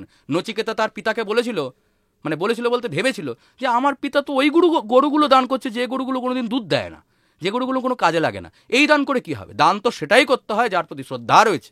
শ্রদ্ধা আদিয়ম ধী আদিয়ম শ্রী আদিয়ম, সেটাই দান করা উচিত যেটা শ্রেষ্ঠ। শ্রেষ্ঠ জিনিসই দান হয়, ফালতু জিনিস দান করা হয় না। হ্যাঁ, আজকের দিনে যারা দশকর্মার থেকে ঘি কিনে এনে ভাবে যজ্ঞ করবো, ওটা ব্রাহ্মণ নিয়ে যাবে তাই বাজে শাড়িটা নিয়ে আসি, ওদের যারা দানের মেন্টালিটি, যারা দানটাকে ওটা বোঝে, তারা আবার এগুলোকে ওই কন্যাদানকে ওইভাবে বোধহয় ওই দশকর্মার শাড়ির মতো। কিন্তু আলটিমেটলি যদি তত্ত্ব বুঝতে হয় তাহলে সেই জায়গায় যেতে হয়। নারীর অবস্থান কোথায়? শিবের সঙ্গে দেখো, নারী আলাদা নয় যে তাকে ডিভোর্স, হিন্দু ধর্মের ডিভোর্সের তত্ত্বই নেই। ডিভোর্স আবার কি? বিবাহ হয়েছে সে তোমার আলাদা কেউ না, স্ত্রী আবার তোমার থেকে আলাদা কেউ নাকি? তোমার আর স্ত্রীর মধ্যে পার্থক্য আছে নাকি? আলাদা কেউ নাকি? তোমার বুদ্ধি আর তুমি কি আলাদা? তোমার শক্তি আর তুমি কি আলাদা? তোমার প্রাণ আর তুমি কি আলাদা? স্ত্রী হলো তোমার সংসারের প্রাণ। এই সৃষ্টির প্রাণ হলো দেবী। এই জন্য ওই কর্পূর গৌরম করুণাবতারম সংসার সারম ভুজগেন্দ্রহারম, ওই যে আমরা বলছি, তা ওই সংসারের সার তিনি। সদা বসন্তম হৃদয়ারবিন্দে ভবম ভবামি সহিতম নমামি। তাদেরকে আমরা একসাথে প্রণাম করছি। নমঃ পার্বতী পতয়ে হর হর মহাদেব। পার্বতীর পতি তিনি, এই রূপেই তার পরিচয়। শিবকে আমরা দেখি একেবারে একাধারে সংসারী, আরেকদিকে তিনি সন্ন্যাসী। আমাদের পক্ষে কি, সাধারণ মানুষের পক্ষে কি এটা সম্ভব কোনোভাবে তাকে উদাহরণ হিসেবে ধরে সেটা করা? এর উদাহরণ শ্রীমদ্ভাগবত গীতাতেই রয়েছে। সন্ন্যাসী বলতে শুধু এটা বুঝো না যে সংসার ত্যাগ করে একটা আশ্রমে গিয়ে থাকে, একেই সন্ন্যাসী বলে। সন্ন্যাস আসলে কি? কর্ম সন্ন্যাস যোগ, শ্রীমদ্ভাগবত গীতার তুমি পড়লেই তুমি বুঝতে পারবে যে কর্ম করেও তার সন্ন্যাসের মধ্যে অবস্থান করা। আমি যখন একটা কর্ম করছি, সেই কর্মটার প্রতি আসক্ত না হওয়াটাকেই সন্ন্যাস বলে। আমি এই সংসারে রয়েছি, সংসারে আমার যা যা ডিউটি সেটা আমি পালন করছি, কিন্তু কর্মফলের দ্বারা আমি আসক্ত হব না। এটা শ্রীমদ্ভাগবত গীতারই তত্ত্ব। একাধারে শিব হলো অদ্ভুত, তাকে তুমি যে রূপে দেখো, তিনি একাধারে সম্পূর্ণ অলঙ্কারাদি পরিধান করে তিনি এক মহা অলঙ্কারী পুরুষ, আবার একই ধারে তিনি একদম ভস্য মেখে ঘুরে বেড়াচ্ছেন। দুই শিব, দুই শিব, দুইয়ের মধ্যে পার্থক্য কিছু নেই। তিনি একাধারে বিগ্রহ প্রতিমা, আবার একাধারে তিনি লিঙ্গরূপে প্রকাশিত। তাই তার মধ্যে পার্থক্য কিছু নেই। তিনি সম্পূর্ণ সৃষ্টির মধ্যেই প্রকাশিত। তিনি আমার চেতনার মধ্যে নিরাকার রূপে প্রকাশিত, আবার আমার চোখের সামনে শিবলিঙ্গ বা বিগ্রহ রূপে সাকার রূপেও প্রকাশিত। তিনি একাধারে সাকার এবং নিরাকার, একাধারে তিনি নারী এবং পুরুষ। তাকে নারী বা পুরুষ বা অর্ধনারীশ্বর কোন রূপেই তাকে আলাদাভাবে ডিফাইন করা যায় না। তিনি সব, তিনি ট্রান্সজেন্ডারও, তিনি সব কিছুই, সবের মধ্যেই তিনি রয়েছেন। তিনি একাধারে মৃত এবং জীবিত। তিনি সব শিব রূপেও যেমন দেবীর পদতলে রয়েছেন, আবার একইভাবে তিনি শিব রূপে দেবীর পাশেও বসে রয়েছেন। তাই জীবনের ক্ষেত্রে, আমাদের জীবনের ক্ষেত্রে আমরা যেভাবে এই সংসারে কর্মেও থাকি, সেভাবে কর্মের প্রতি আসক্ত না হলেই আমরা এই সংসারে থেকেই সন্ন্যাস নিতে পারি। উদাহরণ হলো জনক রাজা, দেবী সীতার পিতা। মহাকাল, এখন কিন্তু আপনি যদি লক্ষ্য করেন মহাকালের পুজো খুব মানুষের কাছে এসে পৌঁছচ্ছে। বিভিন্ন জায়গায় সোশ্যাল মিডিয়ায়ও আমরা দেখতে পাচ্ছি যে মহাকাল পুজো, উজ্জয়নের মহাকাল মন্দিরে যাওয়া। মহাকাল এই যে রূপটা শিবের, এই রূপটা সম্বন্ধে একটু বলুন। মহাকাল মানে হলো গিয়ে যিনি কালেরও উপরে অবস্থান করেন। কাল মানে হলো সময় চক্র বা সময়। যে সময়, এই যে ধরুন আমি আপনার সঙ্গে এখন কথা বলছি, এটি বর্তমান। আমি যে আপনার কাছে আসলাম যে গাড়িটি করে, সেই সময়টা অতীত। আবার যখন এই ভিডিওটা পোস্ট হবে, সেটা কিন্তু বর্তমানের ক্ষেত্রে ভবিষ্যৎ। তাই এই সম্পূর্ণ অতীত, বর্তমান এবং ভবিষ্যৎ, এই পুরো অবস্থাটাই তো কাল, সময়চক্র। যিনি অতীতেরও অতীত এবং ভবিষ্যতেরও ভবিষ্যৎ, অর্থাৎ কিনা এই সৃষ্টি, বললাম যে বিন্দু থেকে এই সৃষ্টি প্রকাশিত, আবার তার মধ্যেই লয়প্রাপ্ত। তার এই যে সৃষ্টি ধ্বংস, সৃষ্টির প্রলয়, সৃষ্টি প্রলয়, এ তো সৃষ্টির মানে সম্পূর্ণ কাল ধরে চলে যাচ্ছে। এ তো এর কোনটা ফার্স্ট সৃষ্টি এভাবেও ডিফাইন করা যায় না। এটা একটা চক্রের মতো। এই যে বৃত্ত, এর মধ্যে কোন জায়গা শুরু কোন জায়গা শেষ, একে আলাদাভাবে বলা যায় না। ঠিক তেমনইভাবে এই যে সৃষ্টি চক্র চলছে, এ অতীতেরও অতীত এবং ভবিষ্যতেরও ভবিষ্যৎ, সব কিছুর মধ্যেই যিনি অবস্থান করেন, যিনি সর্বত্রই বিদ্যমান। আমি বর্তমানে বসে থাকলেও এখানে শিব রয়েছে, অতীতেও শিব রয়েছে, আবার ভবিষ্যতেও শিব রয়েছেন। তাই এই কালও শিব, আবার কালের উপরে যিনি অতীতেরও অতীত এবং ভবিষ্যতের ভবিষ্যৎকেও যিনি সদা সর্বদা জানেন, তিনি হলেন মহাকাল। আমরা শিবের পুজো করার সময় সাধারণত সকলেই বলে থাকি ওম নমঃ শিবায়। এই মন্ত্রের কি তাৎপর্য? সকলেরই কি ওম নমঃ শিবায় বলার অধিকার রয়েছে? দেখুন, অধিকার অনধিকার প্রসঙ্গটা আমি যেরকম বললাম, যে তার অর্থটা বা ব্যাখ্যাটাকে যদি তুমি অনুভূতি করতে পারো, অনুভব করতে পারো, তাহলেই বলবে। ওম এবং নমঃ শিবায় দুটো শব্দ আলাদা, দুটোকে এক করলে চলবে না। নম শিবায় এই শব্দের মধ্যে এটাকে পঞ্চাক্ষর মন্ত্র বলে, কারণ এখানে 5টি অক্ষর রয়েছে। ঠিক তেমনইভাবে ওমকারেও কিন্তু 5টি বর্তমান, যেমন হলো আ, উ, বিন্দু এবং নাদ। এই ওমকারই হলো নমঃ শিবায়। নমঃ শিবায় আর ওম আলাদা নয়। যার ওম বলার অধিকার রয়েছে, অধিকার বলতে কি বোঝায়? দেখুন, অধিকার বলে হলো এরকমভাবে, এটাকে উদাহরণ এইভাবে দেওয়া হয়, যেভাবে পাখি খাদ্য পোকামাকড় চিবিয়ে এনে শাবককে দিলে শাবক সেটা খায়। শাবক নিজে যদি পাকামো মেরে খেতে যায়, তাহলে তার পেট ব্যথা হতে পারে বা মৃত্যু হতে পারে। কিন্তু মা যখন চিবিয়ে এনে তার মুখে দেয়, তখন সেটা তার জন্য পুষ্টিকর হয়। ঠিক সেইভাবে এই ওম বা প্রণব বা গায়ত্রী, যাই বলুন না কেন, এ গুরুদেবের কাছ থেকে চর্বিত অবস্থায় গ্রহণ করতে হয়। অর্থাৎ যে গুরুদেব এই মন্ত্রকে নিত্য নিমিত্ত জপ করেন, তিনি যদি তোমাকে এই মন্ত্রটি দেন, তবে তুমি এই মন্ত্রের অধিকারী হলে। যেমন আমরা যারা উপনয়ন হয়, তাদের আচার্য গুরু উপনয়নের সময় আমাদেরকে এই মন্ত্রটি প্রদান করেন, কারণ তিনি এই মন্ত্রটি জানেন এবং তিনি নিত্য সন্ধ্যা বন্দনাদি করেন, তাই তার এই মন্ত্রটি দেওয়ার অধিকার রয়েছে। এবার সাধারণ ক্ষেত্রে যদি আমি বা 10 জন মানুষ, তারা ধরা যাক ওম বলছে, তাদের ওম শব্দের অর্থটা কি তারা জানে? 1 নম্বর। 2 নম্বর হলো ওম শব্দের ব্যাখ্যাটা কি তারা জানে? 2 নম্বর। এবং 3 নম্বর হলো সর্বোপরি এই ওম বলা বা না বলার মধ্যে পার্থক্য কি, সেটাও তাদের মধ্যে থাকা দরকার। এবং ওমের সেই নিরাকারের অনুভূতিও তাদের চেতনার মধ্যে থাকা প্রয়োজন। যদি তোমার সেটা থাকে, এখানে কোনো ব্রাহ্মণ শূদ্রকে আমি আলাদাভাবে ডিফাইন করছি না। আজকের দিনে তোমার যদি মনে হয় তুমি এটি বোঝো, এবং স্বাভাবিক ক্ষেত্রে তুমি তো এমনি এমনি বুঝবে না, তোমার একজন গুরু থাকবেন, গুরুদেবই তোমাকে আধ্যাত্মিক দিকে এগিয়ে নিয়ে যাবেন। কারণ গুরু ব্যতীত তুমি মাধ্যমিক পরীক্ষা পাস করতে পারবে না, সেখানে জীবন যুদ্ধ তো অনেক দূরের ব্যাপার।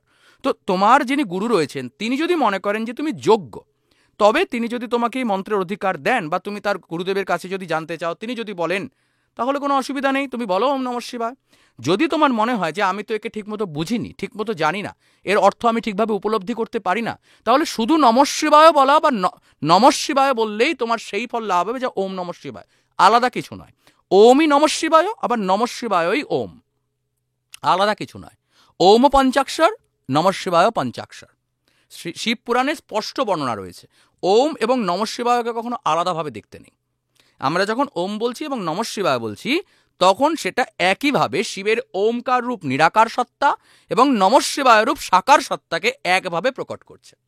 তো আমার যদি ভগবানকে সেই নিরাকার সত্তারূপে পুজো করবার ক্ষমতা থাকে, তাহলে আমি ওম বললে বা না বললে তার ফল পাবো বা তার ভ্যালু থাকবে। আমি তাকে যেমন আমি নিজেও তো পুজোর সময় ওম নমঃ শিবায় বলছি, কিন্তু আমার কি সেই ক্ষমতা আছে ভগবানকে নিরাকার রূপে ধারণ করা? নেই। তাই আমার ওম বলা আর একটা লোক ওম না জেনে বলা, তার মধ্যে কোনো পার্থক্য নেই। শুধুমাত্র আমার গুরুদেব আমাকে মন্ত্রটি দিয়েছেন, অধিকার রয়েছে, তাই আমি একটি ওম নমঃ শিবায় বলছি।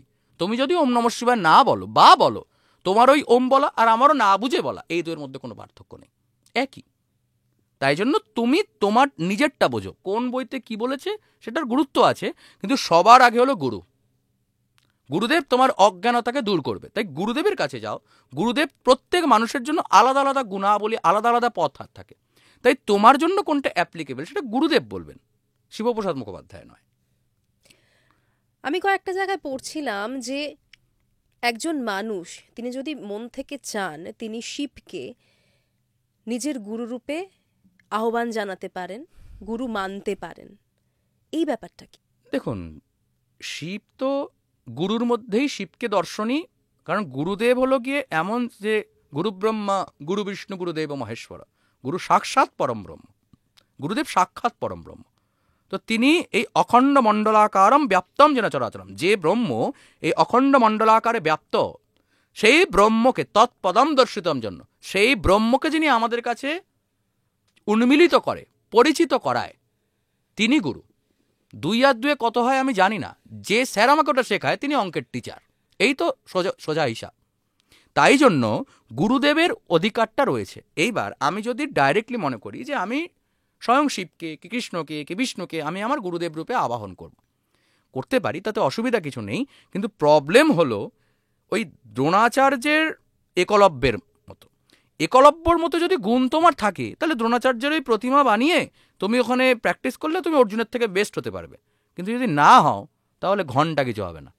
তাই আগে তুমি নিজের ওপর প্রশ্ন করো যে আমি কি শিবকে গুরুদেব রূপে যে আবাহন করলাম, শিবের যে গুণগুলো রয়েছে সেই গুণাবলীগুলো কি নিজের ওপর অ্যাপ্লাই করার যোগ্যতা আমি রাখি? শিবকে যদি গুরুরূপে আমি মানতে চাই, তাহলে সবার আগে আমার শিব সম্পর্কে জানার আগ্রহ থাকতে হবে। হ্যাঁ, আমার শিবকে, আমি না শিবকেই গুরুরূপে জেনেছি, মেনেছি, আচ্ছা শিবের অর্থ কি না এটা তো যারা জানা হয়নি, তো কোনো লাভ নেই। শিবকে গুরুরূপে জানো, গুরুরূপে মানো, কিন্তু শিব সম্পর্কে জানো। রুদ্র অষ্টাধ্যায়ী পর রুদ্রাভিষেকের অর্থ জানো, শিব শব্দের অর্থ জানো, শিবের সঙ্গে কেন গৌরী থাকে সে জানো, সম্পূর্ণ কিছু জানো। শিব পুরাণ পড়ো, অন্যান্য পুরাণাদি শাস্ত্র পড়ো, বেদে শিব সম্পর্কে কি বলেছে সেগুলো জানো, কাল মহাকাল ত্রিকাল এই সমস্ত কিছু জানো, তবে তুমি শিবকে গুরু হিসেবে মানতে পারো। আচ্ছা, শিব অল্পে সন্তুষ্ট হয়, তাহলে আমাকেও অল্পেই সন্তুষ্ট হতে হবে। শিবকে আশুতোষ বলে, আমাকেও আশুতোষ হতে হবে। শিব যেমন সাধারণ হয়ে অসাধারণ, তেমনই নিজের মধ্যে সাধারণত্ব রাখাতে হবে, তবে 10 জন লোক আমাকে এমনি অসাধারণ বানিয়ে দেবে। এই ভাব যদি আমি রাখতে পারি, তাহলে শিব তোমার কাছে গুরুরূপে প্রকাশিত হবে। আর না হলে ওই শিব তোমার কাছে বিগ্রহ বা প্রতিমা। আপনি কাউকে কাছে দীক্ষা নিয়েছেন না, দীক্ষা নিইনি, কিন্তু আমি শিবকে গুরুরূপে আবাহন করেছি, ওই আবাহন রূপেই থেকে যাবে। স্কুলের ওই অ্যাডমিশন টেস্টের ওই ওই সিগনেচার বাবা মা করে দিয়েছে, ওই পর্যন্তই ঠিক আছে, কিন্তু আমি স্কুলে যাইনি, কিন্তু আমার বাবা কিন্তু স্কুলে ভর্তি করেছিল, এরকম একটা ব্যাপার, ওইটাই হয়ে থাকবে। আপনি রুদ্রাভিষেকের কথা বললেন, আমরা অনেকেই বাড়িতে রুদ্রাভিষেক করিয়ে থাকি, এর কি তাৎপর্য? মহা তাৎপর্য। রুদ্রাভিষেক হলো শিবের যে পুজোর বিভিন্ন পদ্ধতি রয়েছে তার মধ্যে অন্যতম, এবং আমার অত্যন্ত প্রিয়। আমাদের যেমন শ্রাবণ মাসে প্রচুর রুদ্রাভিষেক হয়, শ্রাবণ মাস কেন, প্রতি বছর সারা বছরই শ্রাবণ মাসে আমিও চেষ্টা করি বাড়িতে যে কোনো একটা সোমবার রুদ্রাভিষেক করানো। বাকি আমাদের তো নর্মালি চলতে থাকে, অ্যাজ এ পুরোহিত আমার তো কাজই এটা, রুদ্রাভিষেক আদি হতেই থাকে। তো রুদ্রাভিষেকের ব্যাপারটা হলো, রুদ্রাভিষেক বিভিন্ন জিনিস দিয়ে করানো যায়, যে দুধ, জল, ঘি, মধু, শর্করা, আখের রস, ফলের রস, যে কোনো কিছু আমার যেমন সুযোগ সুবিধা সামর্থ্য সেইভাবে করতে পারি। মিনিমাম কিছু না হলেও আমি গঙ্গা জল দিয়েও রুদ্রাভিষেক করতে পারি। রুদ্রাভিষেক মানে শিবের অভিষেক। শিবের পুজোর ক্ষেত্রে দুটো জিনিসের খুব তাৎপর্য রয়েছে, এক হলো অভিষেক আর 2 নম্বর হলো স্তোত্র। শিব অভিষেকে এবং স্তোত্র পাঠে তুষ্ট হয়। মিনিমাম হলো স্তোত্র পাঠ, যে শিবের আর কিছু লাগে না, শিবের সামনে বসে ওম নমঃ শিবায় করলেই শিব সন্তুষ্ট, আর কিছু লাগে না। আমার যে ফুল বেলপাতা কিচ্ছু নেই, শিবের সামনে বসে, শিবও নেই আমার সামনে, ওই চোখ বুঝে নমঃ শিবায় জপ করলাম, তাতেই শিবের সন্তুষ্টি। নিজের মধ্যে শিব তাতেই জাগরিত হয়ে যায়, শিব এত তাড়াতাড়ি জাগরিত হয়। আমার মধ্যে শিব মানে মঙ্গলময়তা, নিজের মধ্যে মঙ্গলময়তাকে জাগানোর মতো সহজ বিষয় আর কিছু নেই, বরঞ্চ অমঙ্গলতা করাটাই মানুষের পক্ষে কঠিন।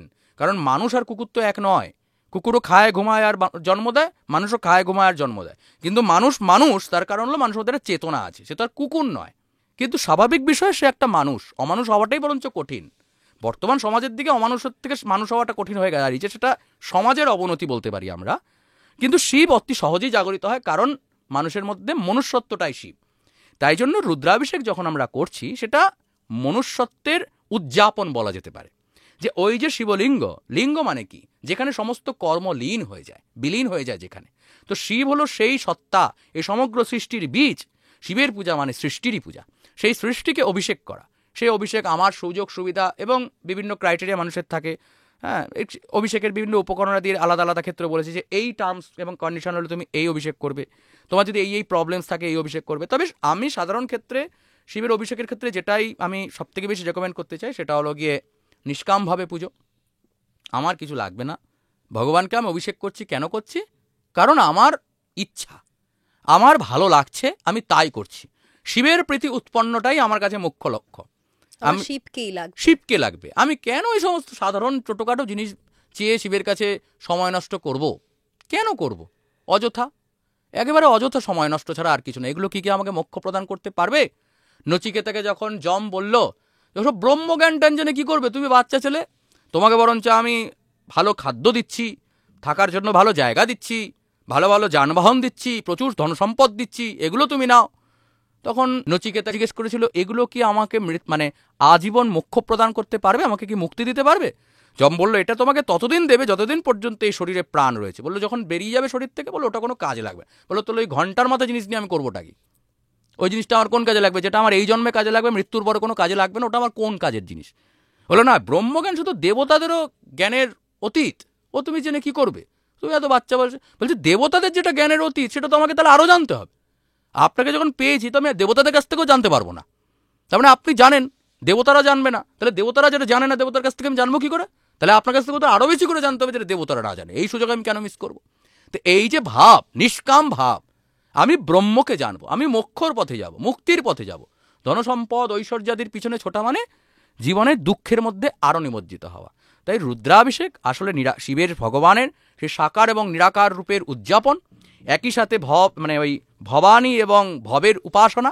কারণ শিবের পুজোর সঙ্গে একই সঙ্গে গৌরীপীঠের সঙ্গে দুর্গারও পূজা হচ্ছে।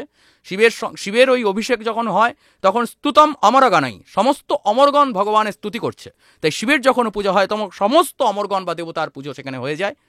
এবং সর্বোপরি শিবের অভিষেকের মধ্যে যখন ওই দুধের ধারাটি পড়ছে, ওর দিকে শুধু তাকিয়ে নমঃশিবায় নমঃশিবায় জপ মাত্রই মনের মধ্যে যে একটা শূন্যতা অবস্থান করে, আর মনের সব কিছু চলে গিয়েছে একটা ব্ল্যাঙ্কনেস, আর মনের মধ্যে কোনো চঞ্চলতা নেই, ওই যে ভাব শুধু শিবই অবস্থান করছে, এই যে শূন্যতা, এই শূন্যতাই হলো শিব। শিব হলো শূন্য, শূন্যই সব কিছুকে ধারণ করে। মহাশূন্যেই এই সমগ্র সৃষ্টি মানে ধারিত হয়ে রয়েছে। মহাশূন্য না থাকলে এই সৃষ্টিকে ধারণ করার ক্ষমতা নেই। এই মহাশূন্য, এই মনের মধ্যে সেই শূন্যতাই, যেখানে সব কিছু বিলীন হয়ে গিয়ে শূন্য অবস্থান করে, ওটাই হলো শিব। আর রুদ্রাভিষেকের মাহাত্ম্য সেখানেই। শিবরাত্রি আসছে খুব সামনেই, শিবরাত্রির কি মাহাত্ম্য? আমরা কিন্তু অনেক সময় দেখি মহিলারা শিবের মাথায় জল ঢালতে যান, বাড়ির বয়স্ক মহিলারা বলেন শিবের মাথায় জল ঢেলে আয়, তাহলে শিবের মতো বর পাবি। কিন্তু এর পেছনে আসল ব্যাখ্যাটা কি? শিবের মতো বর বলতে যিনি সংসারে থেকেও সংসারের মায়ামোহ দ্বারা আবদ্ধ নন। শিবের মতো বর মানে যিনি তার স্ত্রীর অপমান বা মৃত্যুতে তাণ্ডব করতে পারেন। শিবের মতো বর মানে যিনি তার স্ত্রীকে আলাদা কেউ ভাবেন না, তিনি বলেন আমি এবং আমার স্ত্রী আলাদা নই, আমিই আমার স্ত্রী। যার জন্য আমরা বলি যে তোমার হৃদয় আমার হোক, আমার হৃদয় তোমার হোক, বিবাহের সময় যে বলি। তা আমার হৃদয় মানে কি হৃদয়টা খুলে তোমায় দিয়ে দিলাম? তা তো নয়, দুটো চেতনার যে মিশ্রণ, এটাই তো বিবাহ। তো এই রকম একজন স্বামী, এই যে স্বামী, ইনি সংসারে থাকেন অত্যন্ত ভোলাভালা, এর কিচ্ছু প্রয়োজন নেই, কিচ্ছু প্রয়োজন নেই, এ কিচ্ছু কোনো কিছু পেলো না পেলো তাতে কিচ্ছু তার আসে যায় না। তাকে তুমি ভাত ডাল দাও কি বিরিয়ানি দাও তাতেও তার কিছু আসে যায় না। যেটা পেয়েছি আমার পেট ভরণের নিয়ে কথা, আমি খাবো, বাস খেয়ে দে, আমার যেটা ডিউটি সংসারের প্রতি ওই ধ্যান আদি করবো, জপ তপ করবো, সংসারের প্রতি থাকবো। অত্যন্ত সাধারণ, একদম মানে সেই মাথায় মুকুট নেই, একটা জটা নিয়ে বসে রয়েছে, গলায় কোনো স্বর্ণ অলঙ্কার নেই, একটা সাপকে ঝুলিয়ে নিয়েছে, গায়ে কোনো সেন্ট বডি স্প্রে মাখেনি, একটু ভস্য টস্য নিয়ে গায়ে মেখে ফেলেছে, শরীরে কোনো মানে তাঁতের বা কোনো কিছুর বস্ত্র পরেননি, হাতির ছাল জড়িয়ে নিয়েছেন, আর বসার জন্য একটা বাঘ ছাল নিয়ে নিয়েছেন, বসে আছেন কোথায়? একটা ষাঁড়ের পিঠে, নাহলে যেখানে সেখানে রাস্তার ধারে যে কোনো জায়গায় দেখবে শিব মন্দির যেখানে সেখানে হয়ে যায়। শিব মন্দিরের জন্য একটা বিশাল কিছু করতে হবে, একটা তার তো দরকার নেই। রাস্তার একটা পাথর রয়েছে, ওটা এটাই আমার কিন্তু অমুক শিব, ঠিক আছে। সেদিন দেখলাম একটা স্টেশনের ধারে একটা পাথরকে বসে লিখে রেখেছে স্টেশনেশ্বর শিব। শিব স্টেশনেশ্বর, তার নাম হলো স্টেশনেশ্বর, বাস ওটাই শিব। দেখবে দুদিন বাদে ওটাই পপুলার হয়ে গেছে। শিব এত এত পপুলার একজন দেবতা, এত সাধারণ হয়েও সে এত অসাধারণ। কিন্তু শিবরাত্রির মাহাত্ম্যটা কি, মানে এর পিছনের কাহিনীটা? দেখো, শিবরাত্রির অ্যাস্ট্রোলজিক্যাল একটা ব্যাখ্যা রয়েছে, যে ব্যাখ্যার মধ্যে আমি যাব না। এই দিনে এইটা হলো শিব এবং শক্তির মিলনের উদযাপন বলতে পারো। তত্ত্বগত ক্ষেত্রে বা পৌরাণিকগত ক্ষেত্রে কিছু কিছু জায়গায় আমরা ব্যাখ্যা পাই, বা কোথাও কোথাও অনেকে মনে করেন যে এটা শিব এবং পার্বতীর বিবাহের দিন। অ্যাকচুয়ালি শিব পার্বতীর বিবাহের দিনটা আলাদা, পৌরাণিক ক্ষেত্রে ওটাকে বলা যায়। কিন্তু শিবরাত্রি আসলে তোমার চেতনার উন্মেষের দিন। এই দিন বলা হয় রাত্রি জাগরণ করা। শিবরাত্রি তো পুজো নয়, শিবরাত্রি আসলে ব্রত। শিবরাত্রি কিন্তু একটা ব্রত। তো শিবরাত্রিকে রাত্রি জাগরণ করতে হয়। রাত্রি জাগরণ বাধ্যতামূলক। এই সময় সিদ্ধারা সোজা রেখে তোমাকে ধ্যান করতে হবে, শিবকে ধ্যান করতে হবে, নাম জপ করতে হবে, স্তোত্রপাঠ করতে হবে, তোমার যেমন সুযোগ সুবিধা সেসব করবে। মানে জেগে থাকা মানে ওই মোবাইলে আমি রিলস দেখলাম, ওই জেগে থাকার কোনো অর্থ নেই। ওই জেগে থাকা ঘুমানোর থেকেও নিকৃষ্টতম। তাই জন্য ওরকম জাগা না, তুমি জেগে রয়েছো, যথাসময় প্রহরে প্রতি প্রহরে তুমি শিবের মাথায় জল ঢালছো, দুধ ঢালছো, ভালো কথা। বাকি সময় তুমি ধ্যান করো, জপ করো, স্তোত্রপাঠ করো, নিদেন পক্ষে একটা পুস্তক নিয়ে, সেটা গীতা হোক কি চণ্ডী হোক কি শিবপুরাণ হোক, তুমি ওটা বইসে পড়ো সিদ্ধারা সোজা রেখে। আর যদি ক্ষমতা থাকে তাহলে ধ্যান করো, শিবকে ধ্যান করো স্বাভাবিক ক্ষেত্রে। যদি ধ্যানের ক্ষমতা না থাকে চুপ করে শিবলিঙ্গের দিকে তাকিয়ে থাকো, বাস। শিবরাত্রির দিন নাকি আমরা চাইলে, সাধারণ মানুষও চাইলে নাকি শিব তত্ত্বকে নিজের মধ্যে আহ্বান জানাতে পারে। এটা অবশ্যই এখানে জাগানো যায়। তার কারণ এই দিনের একটা আলাদা মাহাত্ম্য রয়েছে। এই দিনের একটা বলে না যে স্থান মাহাত্ম্য, কাল মাহাত্ম্য, এই শিবরাত্রির একটা কাল মাহাত্ম্য রয়েছে। এই সময়টা এতটাই দিব্য যে তুমি যদি এই দিনে ধ্যান জপ করো তাহলে অতি সহজে তুমি ফল লাভ করতে পারো। ফল লাভ বলতে এটা না যে প্রচুর ধন সম্পদ ইত্যাদি। তুমি চেতনার উন্মেষ করতে পারো, তোমার মধ্যে থাকা শিব এবং শক্তিকে মিশ্রণ করাতে পারো। তোমার মধ্যে যে শক্তি রয়েছে, যে শক্তিগুলোকে তুমি মানে ওই ফেসবুকের রিলস দেখা বা ওই অযথা সিরিয়াল দেখার মধ্যে ব্যয় করছো, সেই শক্তিটাকে তুমি শিবত্বের সঙ্গে একত্রীকরণ করতে পারো। অর্থাৎ কিনা তুমি নিজেকে পবিত্রতা বা সংসারের মুক্তির ক্ষেত্রে তুমি অ্যাপ্লাই করতে পারো। শিবরাত্রির কাল মাহাত্ম্যটা এতটাই অনবদ্য। তাহলে কি বলছেন, এই যে শিবরাত্রি আসছে সেদিন আমরা কি করব? সাধারণ মানুষের জন্য একটু বলে দিন যে সাধারণ মানুষের আমার এটাই বক্তব্য যে সাধারণ মানুষ যারা রয়েছেন তারা একটু শিবরাত্রির আগে কয়েকটি স্তোত্রপাঠ প্র্যাকটিস করুন। ভুল হোক, অনেকে মনে করেন পড়তে গেলে ভুল হয়ে যাবে, পাপ হবে। না, ওইটা চেষ্টাটা না করাটাই মহাপাপ। ভুল হোক, তোমার বানান ভুল হোক, যা খুশি হোক, চেষ্টা করো। চেষ্টার মতো বড় জিনিস নেই। হ্যাঁ, আমার পারছি না, আমি কোনো স্তোত্র, আমার সময় নেই, আমার 9টা 5টার ডিউটি ইত্যাদি ইত্যাদি, আমার সময় নেই অত কিছু। আরে নমঃ শিবায় শব্দটা তো বলতে পারবে। শিবরাত্রির যে সময়টুকু রয়েছে বা শিবরাত্রির যে পুরো সারা রাতের ব্যাপারটা, অবশ্যই জাগরণ করো, জেগে শিবের মাথায় জল ঢালো, তাদেরকে যদি সম্ভব হয় স্তোত্রাদি পাঠ করো, না হলে মিনিমাম নমঃ শিবায় জপ করো। যা শিবের দিকে তাকিয়ে, তোমার সামনে যে শিবলিঙ্গ রয়েছে শিবলিঙ্গের দিকে তাকিয়ে, চোখ বুঝতেও হবে না, চোখ খুলে শুধু শিবলিঙ্গের দিকে তাকাবে, অন্য কোনো দিকে নয়, ওই দিকে তাকিয়ে থাকো।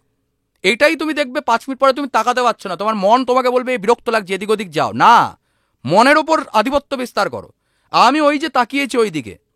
শিবকে ধ্যান তো অনেক পরে, আগে সাকার রূপে দেখো, তাকিয়ে থাকো ওর মধ্যে আধ ঘন্টা 1 ঘন্টা সারা রাত, শুধু ওই দিকে তাকিয়ে থাকো, মনকে ব্ল্যাঙ্ক করে ফেলো। পৃথিবী এদিক থেকে ওদিক হয়ে যাবে, আমি শিবের দিক থেকে চোখ ছড়াবো না। হ্যাঁ, মাঝখানে জল পিপাসা পেলো কি খিদে পেলো কি বাথরুম পেলো, মানুষ আমাদের সাধারণ মানুষের হতে পারে, সেটা আলাদা ব্যাপার। এসে আবার ওদিকেই তাকাবো, মোবাইল ঘাটবো না, এইটুকু তুমি করো। সাধারণ মানুষ এইটুকু করতেই পারেন, আর কিছু নয়। বাকি 4 প্রহরে জল ঢাললো, দুধ ঢাললো, পুজো করলো, স্তোত্রপাঠ যদি সম্ভব হয় করলো, নাহলে শিব নমঃ শিবায় নমঃ শিবায় নমঃ শিবায় নমঃ শিবায় জপ করে যাও শিবের দিকে তাকিয়ে, বাস যথেষ্ট। আর আরেকটা কথা আমি বলতে চাই, এই যে শিবরাত্রির দিন মন্দিরে মন্দিরে বিশাল লাইন, এটা আমার কাছে খুব একটা যৌক্তিক বলে মনে হয় না। মানে আমার বাড়িতে যে শিব আছে, ওই শিবকে আমি সারা রাত্রি বা সারা দিন সারা বছর ধরে জল ঢালছি, আমাকে কোনো বিশেষ মন্দিরে যেতে হবে বা পাড়ার মন্দিরে যেতে হবে, এটা আমার কাছে যৌক্তিক বলে মনে হয় না।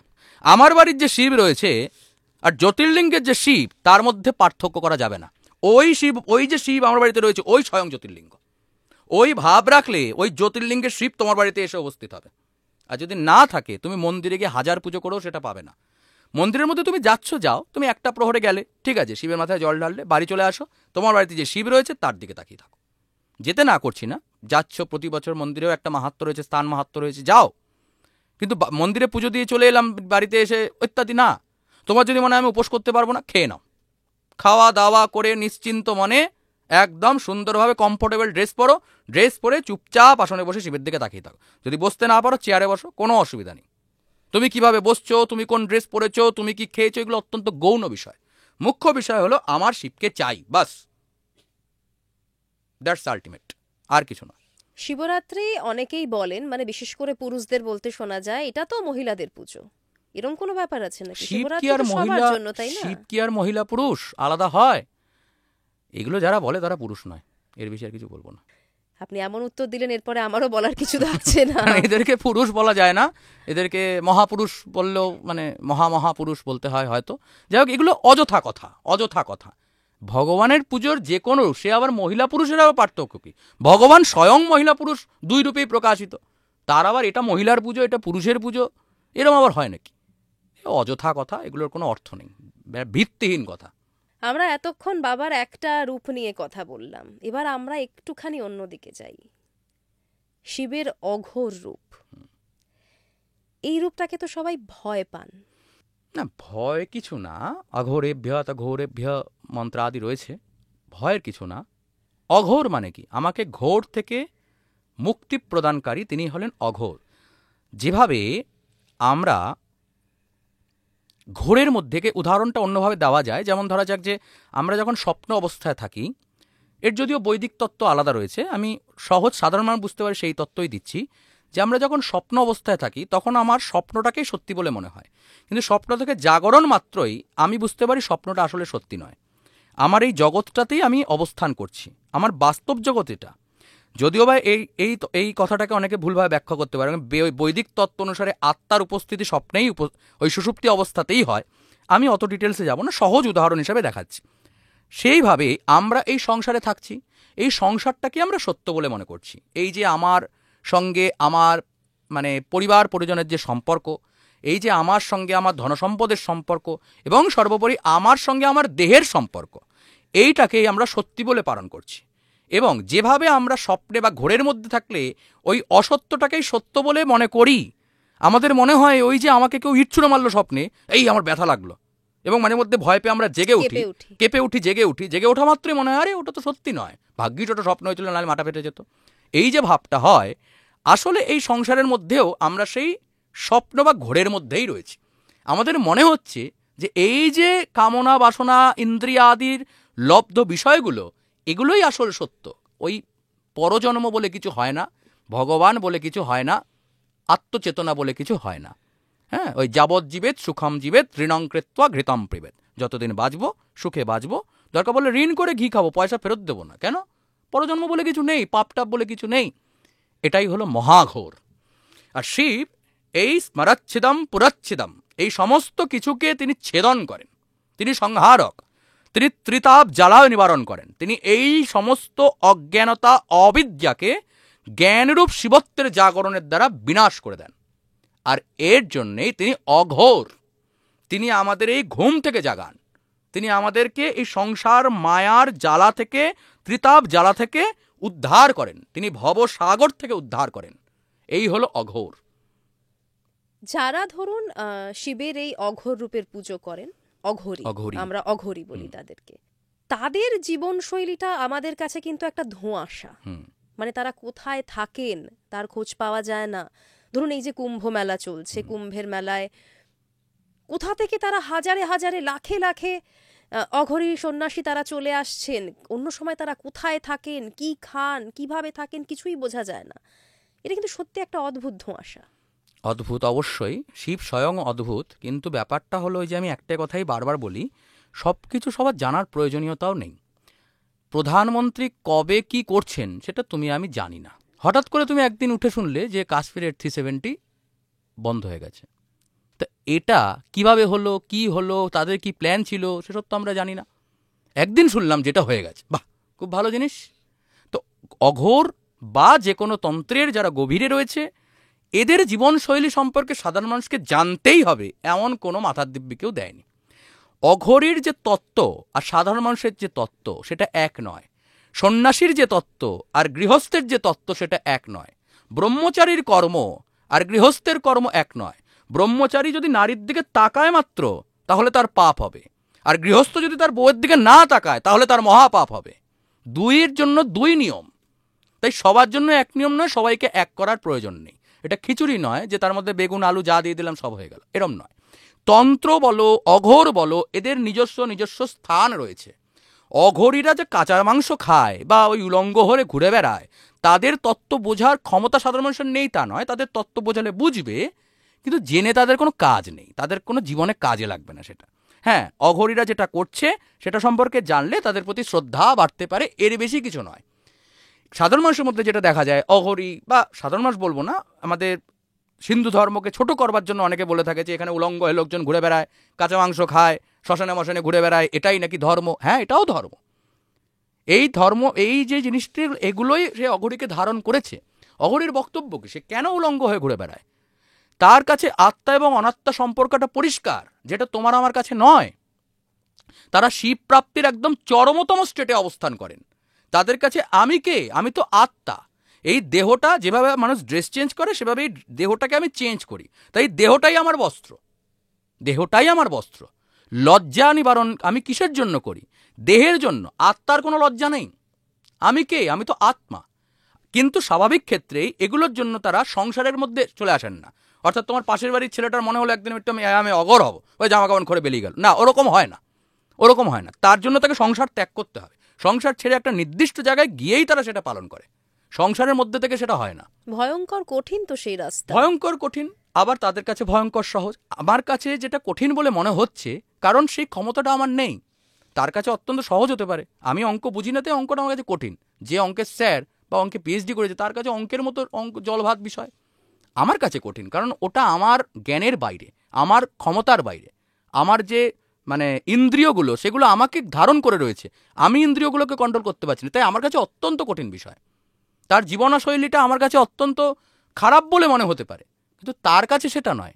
সাধারণ মানুষের তাকেও কিন্তু শ্রদ্ধা করতে হবে, কারণ সে তোমার পাশের বাড়িতে এমনকি ভিক্ষা করতেও সে তোমার বাড়িতে আসে না, আসলেও বস্ত্র পরিধান করে আসে, তাই না? তাই সে যখন তোমাকে রেসপেক্টটা দিচ্ছে, তোমাকে যখন সে ঘাটাচ্ছে না, তাই তুমিও তাকে ঘাটিও না। এগুলো সহজ হিসাব। আমরা অনেকেই দেখি, ধরুন এখন কিন্তু রীতিমতো একটা ট্রেন্ড হয়ে গিয়েছে মণিকর্ণিকা ঘাটে যাওয়া, সেখানে সময় কাটানো। আচ্ছা, বেনারসের কথা বলছি আচ্ছা। আমি। শ্মশানে, সেখানে অঘরীরা তারা রাত্রেবেলায় যজ্ঞ করেন, পুজো করেন, তাদের কাছে যাওয়া, এটা কি সাধারণ মানুষের জন্য ঠিক? দেখুন, শ্মশানে সাধারণ মানুষের যেতে অসুবিধা নেই। আমরা ছোটবেলা থেকে একটা কথা শুনেছি, যারা এই মৃতদেহ দাহ করে, সেটা অত্যন্ত পুণ্যের কাজ। হ্যাঁ, প্রত্যেক পাড়াতে একজন থাকে, ওই মারা যাওয়ার আগে থেকেই সে রেডি থাকে, হ্যাঁ, ডেড বডিটা পোড়াতে হবে, এই খাটের ব্যবস্থা করতে হবে, ইত্যাদি ইত্যাদি। এখনো পর্যন্ত কিন্তু আমরা এখনো প্রতিটা আছে। পাড়ায় একজন একজন দেখতে এখনো পাই। আছে। এবং সাধারণ মানুষ, আমাদের মা দিদিরা বলে, এই ও কিন্তু মহাপুণ্যবান, জানিস ও কবে থেকে মরা পড়াচ্ছে, যবে থেকে এসেছি তবে থেকে দেখছি 25-30টা মরা পড়িয়ে ফেললো। তাই কত পুণ্য! কেন পুণ্য? তার কারণ হলো, শ্মশান আলটিমেটলি তোমার ওই কামনাগুলোকে ধ্বংস করে। যে তুমি বারবার বারবার যখন শ্মশানে যাও, তখন তোমার এটাই উপলব্ধি হয়, ওই তো আলটিমেট রিয়েলিটি ওটাই। ওই সোনার আংটিটাও যে হাতে পড়েছে মৃত্যুর সময়, ওটা নিয়ে যাওয়ারও ক্ষমতা নেই। যে ব্রাহ্মণত্বের অহংকার যে উপবীত, সেটাও তো দেহটা পোড়ানোর সময় খুলে রাখা হয়। যে তোমার লজ্জার কথা তুমি বলছো বস্ত্র, সেই বস্ত্র পরেও তোমাকে পোড়ানো হবে না। তা কিসের এত অহংকার, কিসের এত দম্ভ? তাই জন্য নিজের মধ্যে থাকা সেই অহংকারটা বিনাশ করে শ্মশান। কিন্তু সেটা আজকের দিনে যে ওই কাপেলস শ্মশানে ঘুরতে যাওয়া বা ফটোশ্যুট করা বা ওই ব্লগ শ্যুট করাটা এক জিনিস নয়। তুমি একা যাও, শ্মশানে বসো, উপলব্ধি করো, ঠিক আছে। কিন্তু অঘরীরা যেখানে যজ্ঞ করছে, সেখানে গিয়ে তাদের মানে ডিস্টার্ব করা, এটাও গ্রহণীয় নয়। প্রত্যেকের একটা নির্দিষ্ট নির্দিষ্ট সময় রয়েছে। যখন আমি পুজো করি বা যজ্ঞ করি, তখন যদি আমার ফোন আসে, আমি ফোন ধরবো না, এটা স্বাভাবিক বিষয়। তেমন অঘরী বলুন বা রামকৃষ্ণ মিশনের একজন সন্ন্যাসীই বলুন, ঠিক আছে, যাই বলুন না কেন, এমনকি মাকে ঘুম পাড়াচ্ছে সংসারের একটি মাই বলুন না কেন, তাকে যদি সেই সময় ডিস্টার্ব করা হয়, সে বিরক্ত হবে। এটা স্বাভাবিক বিষয়, এটা বুঝতে হবে। তোমার যদি কিছু জানার হয়, তার সম্পর্কে জানার হয়, যথাসময়ে যাও। তারা যখন দিনের বেলা সাধারণভাবে রয়েছে, তাদের অনুমতি নিয়ে তাদের কাছে যাও। তারা কথা বলতে আগ্রহী কিনা জেনে নিয়ে তাদের সম্পর্কে জানতে চাও, বুঝতে চাও, সময় নাও, তাই না? প্রত্যেকের একটা সেলফ রেসপেক্ট আছে এবং তাকে সেটা রেসপেক্ট দিতে হবে। তিনি যখন যজ্ঞ করছেন, তিনি যখন তার সাধনা করছেন, সাধনা একটা মহা চেতনার একটা মানে উন্মেষের বিষয়। সেখানে কতটা পরিমাণ তাদের কনসেন্ট্রেশন লাগে, তাই না? এমনকি বাচ্চাকে যখন মা ঘুম পাড়ায়, তাহলে তার কনসেন্ট্রেশনটা একবার আপনি চিন্তা করুন। এই আস্তে করে নামাতে হবে, শব্দ হলে উঠে যাবে। তাহলে বাচ্চা ঘুম থেকে উঠে যায় সামান্য শব্দে, আর সেখানে নিজের মধ্যে থাকা সেই শিব যাকে তিনি জাগাচ্ছেন, তিনি তো, তাদের ক্ষমতা, আমি তাদেরকে ছোট করছি না, যদিও বা তারা এই সমস্ত মানে বিঘ্নকেও বিনাশ করে তারা মুক্তির পথে এগিয়ে যান সেই অঘরীরা, কিন্তু সাধারণ মানুষের তো সেটা ডিউটি নয়, তাই না? সাধারণ মানুষের এটা বোঝা উচিত। কোনো ক্ষতি কি হতে পারে সেরকম ক্ষেত্রে? হয়তো হতেও পারে যদি কোনো অঘরী বা সাধু তিনি যদি বিরক্ত হয়ে যান, কখনো যদি রেগে যান, তাদের দ্বারা কোনো প্রভাব হতেও পারে, নাও হতে পারে। ঠিক আছে, আমি এইভাবে তো বলবো না, কারণ আমি তো আর অঘরীর সঙ্গে মিশিনি, বা তারা কিভাবে কি করেন, যদিও বা রাগ ক্রোধের থেকে তারা ঊর্ধ্বে থাকেন বলেই আমি মনে করি, আমার যেটা মনে হয়। কিন্তু তথাপি আমি যদি কাউকে ডিস্টার্ব করি, তার তো একটা কর্মফল থাকেই, এটা তো থাকবেই, স্বাভাবিক বিষয়। আমি কারোর একজনের সাধনায় ডিস্টার্ব করছি, তিনি আমাকে কিছু বলুক চাই না বলুক, আমার কর্মটা তো কর্মই থাকে, তা সেই কর্মফল তো আমাকে পেতেই হবে এই জন্মে। তখন হয়তো আমার যে কর্ম, সেই কর্মেও আমার কাছে ডিস্টার্ব রূপে কিছু একটা আসবে, তাই কর্মফল তো পেতেই হবে, কর্মফলের থেকে তো কেউ বাঁচতে পারবে না। মহামৃত্যুঞ্জয় মন্ত্র পাঠের মানে কি গুরুত্ব রয়েছে এবং তার ফলে আমরা কি পেতে পারি? জন্ম মৃত্যুর যে চক্র, এই চক্র থেকে মুক্তি প্রদান করে হলো গিয়ে মহামৃত্যুঞ্জয় মন্ত্র। ত্রয়ম্বকম যজামহে সুগন্ধিম পুষ্টিবর্ধনম উর্বারুকমিব বন্ধনাৎ মৃত্যুর্মক্ষীয়মামৃতাৎ। আমি তাকে বন্দনা করি যিনি ত্রয়ম্বকম, যিনি আমার সুগন্ধি এবং পুষ্টি বৃদ্ধিকারী। সুগন্ধি আর পুষ্টি বৃদ্ধিকারী অর্থটা এরকম নয় যে আমার বডি স্প্রে মাখলে যেমন গন্ধ বেরোয় বা আমার শরীরে এনার্জি, এরকম ব্যাপারটা নয়। সুগন্ধি মানে হলো আমার চেতনার প্রকাশ এতটাই বৃদ্ধিপ্রাপ্ত হয় যে তা দিক দিগান্তরে ছড়িয়ে পড়ে। এবং পুষ্টি মানে হলো গিয়ে আমার শরীরে বা চেতনায় সেই শক্তি আসে যার দ্বারা যেভাবে একটি গাছে শশা বা কুমড়ো পাকলে বা যে কোনো ফল পাকলে পেকে গিয়ে যেমন সেটা টুপ করে খসে পড়ে যায়, ঠিক সেইভাবে নিজের মধ্যে থাকা চেতনা বা শিবকে জাগরণের মাধ্যমে আমি নিজেকে এমন অবস্থায় তুলে ধরি যে এই জন্ম মৃত্যুর যে চক্র, এই চক্র থেকে ধীরে আস্তে করে তার থেকে বেরিয়ে যাওয়া যায়। তো মহামৃত্যুঞ্জয় মন্ত্র হলো গিয়ে অমর প্রদান বা অমর করার মন্ত্র, একে মানে পরম অমৃত বলতে পারো, যে মন্ত্রের দ্বারা আমরা এই জীবন চক্রের এই সার্কেল থেকে আস্তে করে বাইরে নির্গত হতে পারি। এ হলো মহামৃত্যুঞ্জয় মন্ত্রের সার্থকতা। দ্বিতীয় হলো মহামৃত্যুঞ্জয় মন্ত্র আমাদের শারীরিক উন্নতির ক্ষেত্রেও কিন্তু অত্যন্ত গুরুত্বপূর্ণ। দেখবে বিভিন্ন শারীরিক অসুস্থতা বা বিভিন্ন ক্ষেত্রে অনেকে, এটা আমরা জানিও, মহামৃত্যুঞ্জয় মন্ত্র পাঠ, জপ বা ব্রাহ্মণ দ্বারা জপ, কিংবা মিনিমাম হলেও যদি কখনো অসুস্থতা হয়, আপনি মিনিমাম কোনো একটা ওই স্পিকারে খুব হালকা সাউন্ডে যদি বাড়িতে মহামৃত্যুঞ্জয় চালিয়ে রাখেন, সেটার সেই রিদিমটাও কিন্তু আপনাকে একটা এফেক্ট দেয়, সাউন্ডের যে ভাইব্রেশন, এটাও একটা এফেক্ট দেয়। এবং 3 নম্বর হলো মহামৃত্যুঞ্জয় মন্ত্র বারংবার জপের মাধ্যমে আপনার সকামতা বিনষ্ট হয়ে নিজের মনটা নিষ্কামের মধ্যে উত্তীর্ণ হয়, হবেই, আমি গ্যারেন্টি দিচ্ছি। কেউ যদি অন্তত 6 মাস 1 বছর মহামৃত্যুঞ্জয় মন্ত্র প্রত্যেক দিন, যে 10 বার 20 বার বা যে কোনো সুবিধা মতো দিনে 3 বার করে পাঠ করেন, তার এই সংসারের প্রতি মোহ মায়া আস্তে আস্তে নষ্ট হবে, সেটা ফিল করতে পারবে, গ্যারেন্টিড। না করলে 6 মাস বাদে এসে এই ভিডিওর কমেন্টে করে যাবেন যে আমার হয়নি। হবেই, আপনি চান বা না চান, হতে হবে, একটু আধটু আপনার মধ্যে আসবেই, কারো কম কারো বেশি, স্বাভাবিক, মনঃসংযোগের উপর ব্যাপার ডিপেন্ড করে। একই স্যার পড়ালেও কেউ কেউ পাস করে আর কেউ ফেল করে, তা ব্যাপারটা হলো আপনার মনঃসংযোগের উপর ব্যাপারটা অনেকটা ডিপেন্ড করে। কিন্তু এই তিনটেই মূলত এই মহামৃত্যুঞ্জয় মন্ত্রের মুখ্যত। মহামৃত্যুঞ্জয় মন্ত্র কি সবাই পাঠ করতে পারেন? না, বৈদিক মন্ত্র আমি যেটা বললাম, যে কোনো বৈদিক মন্ত্র, মহামৃত্যুঞ্জয় মন্ত্র যেহেতু বৈদিক মন্ত্র, সেহেতু বৈদিক মন্ত্রে সকলের অধিকার নেই। যেহেতু ওই বৈদিক মন্ত্র কখন অধিকার প্রসঙ্গে, যদি গুরুদেবের দ্বারা ওই চর্বিত রূপে আপনি প্রাপ্ত হয়ে থাকেন, তবেই মহামৃত্যুঞ্জয় মন্ত্র আপনার পাঠের অধিকার। অধিকার বলতে এটা বোঝায় না যে আপনি মন্ত্রটি বললেন আর আপনার গলা কেটে নেওয়া হবে, এরকম ব্যাপারটা নয়। আপনি মন্ত্রটি বললেন, আপনি ফেসবুক দেখেই বলুন, ইউটিউব দেখেই বলবেন, বা যাই বলুন, আপনি যদি মন্ত্রটির উচ্চারণ কিছুটা ভুল করেন, ছন্দ যদি ভুল হয়, তাহলে সেই মন্ত্রই শস্ত্ররূপে আপনাকে আপনার বিপরীত রিয়াকশান করতে পারে, পজিটিভটা নেগেটিভও হতে পারে। সেই জন্য এগুলো এত মহাশক্তিশালী, তো এই জন্য বলা হয় যে তুমি কোনো গাইডেন্স নাও। গুরুদেব মানে গাইডেন্স, চর্বণ মানে যিনি এটাতে রপ্ত করেছেন, সোজা কথা। গুরুদেবের চর্বিত দেওয়া হচ্ছে মানে যিনি ওটাতে তার যে মানে যিনি ওটাতে সাকসেসড, যিনি ওটা জানেন, বোঝেন, কি ছন্দে কোথায় ব্যাকরণগত উচ্চারণ যিনি জানেন, তার একটা গাইডেন্স নাও। গাইডেন্স নিয়ে তুমি সেটা উচ্চারণ করো। এবার ইউটিউব থেকে দেখে গাইডেন্স নেওয়া যায় না, তার কারণ হলো গিয়ে যদি ওটার ফল বিপরীত হয় তাহলে কিন্তু ইউটিউবার এসে তোমাকে গাইড দেবে না যে আচ্ছা আমি বলেছিলাম বলে এটা হয়েছে। না, গুরুদেব বললো, তুমি সেটা ভুল করলেও কিন্তু তুমি গুরুদেবের কাছে যেতে পারছো যে গুরুদেব আমি তো এটা করেছি, তাতে আমার কিন্তু একটু নেগেটিভ বলে মনে হচ্ছে। তখন তোমাকে গুরুদেব আবার তোমাকে গাইড করবে। ইউটিউবার বা ফেসবুকার এসে তোমাকে রিলস যারা করছে তার গাইড করবে না।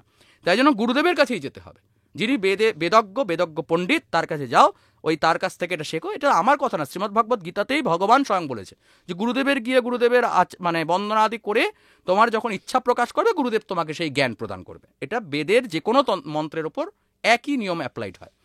এবার যদি তুমি সেটা করো মন্ত্রকে জেনে বুঝে অর্থসহ, অবশ্যই তুমি অর্থ জানলে না, ব্যাখ্যা বুঝলে না, ওই মন্ত্র তোমাকে কোনো ফল প্রদান করবে না, উল্টো ফল দিতে পারে, ভালো ফল দেবে না। তুমি সেটা করলে, এবার যদি তুমি মনে করলে যে না আমি তো করলাম, কিন্তু তার যে ফল হবে পজিটিভ বা নেগেটিভ সেটার দায়টাও কিন্তু সম্পূর্ণ তোমারই। তাই জন্য আমি সবাইকেই বলি যে কোনো বৈদিক মন্ত্র অতি অবশ্যই গুরুদেবের পারমিশন নিয়ে বা গুরুদেবের কাছ থেকে গাইডেন্স নিয়ে তবেই করো, নচেত নয়। কারণ একটা গাইড সবার লাগে, আধ্যাত্মিকতার গাইড তো লাগবেই লাগবে, নাহলে কি করে হবে। আপনি বলছিলেন যে শিব স্তোত্রে খুশি হন, হ্যাঁ, তাহলে আপনার কাছ থেকে একটু শিব স্তোত্র শুনতে চাইবো। শিবের স্তোত্র তো প্রচুর রয়েছে, এ তো আর বলে শেষ করা যাবে না। মানে সারা জন্মান্তর ধরেও আপনি যদি স্তোত্রপাঠ করেন এ শেষ হয় না। তবু আজ তাহলে কি শোনাবেন? ছোট মতোই কিছু একটা। বন্দে দেবম উমাপতিম সুরগুরুম বন্দে জগৎ কারণম বন্দে পন্নগভূষণম মৃগধরম বন্দে পশূনাং পতিম বন্দে বহনি সূর্যশশাঙ্কনয়নম বন্দে মুকুন্দ প্রিয়ম বন্দে ভক্তজনাশ্রয়ম চ বরদম বন্দে শিবম শঙ্করম। নমস্তে অস্তু ভগবান विश्वेश्वराय महादेवाय त्रयंबकाय त्रिपुरान्तकाय त्रिकालग्निकालाय कालाग्निरुद्राय नीलकण्ठाय मृत्युञ्जयाय सर्वेश्वराय सदाशिवाय श्रीमन्महादेवाय नमः। नमः पार्वतीपतये हर हर महादेव। অনেক ধন্যবাদ। हर हर महादेव। হর হর মহাদেব।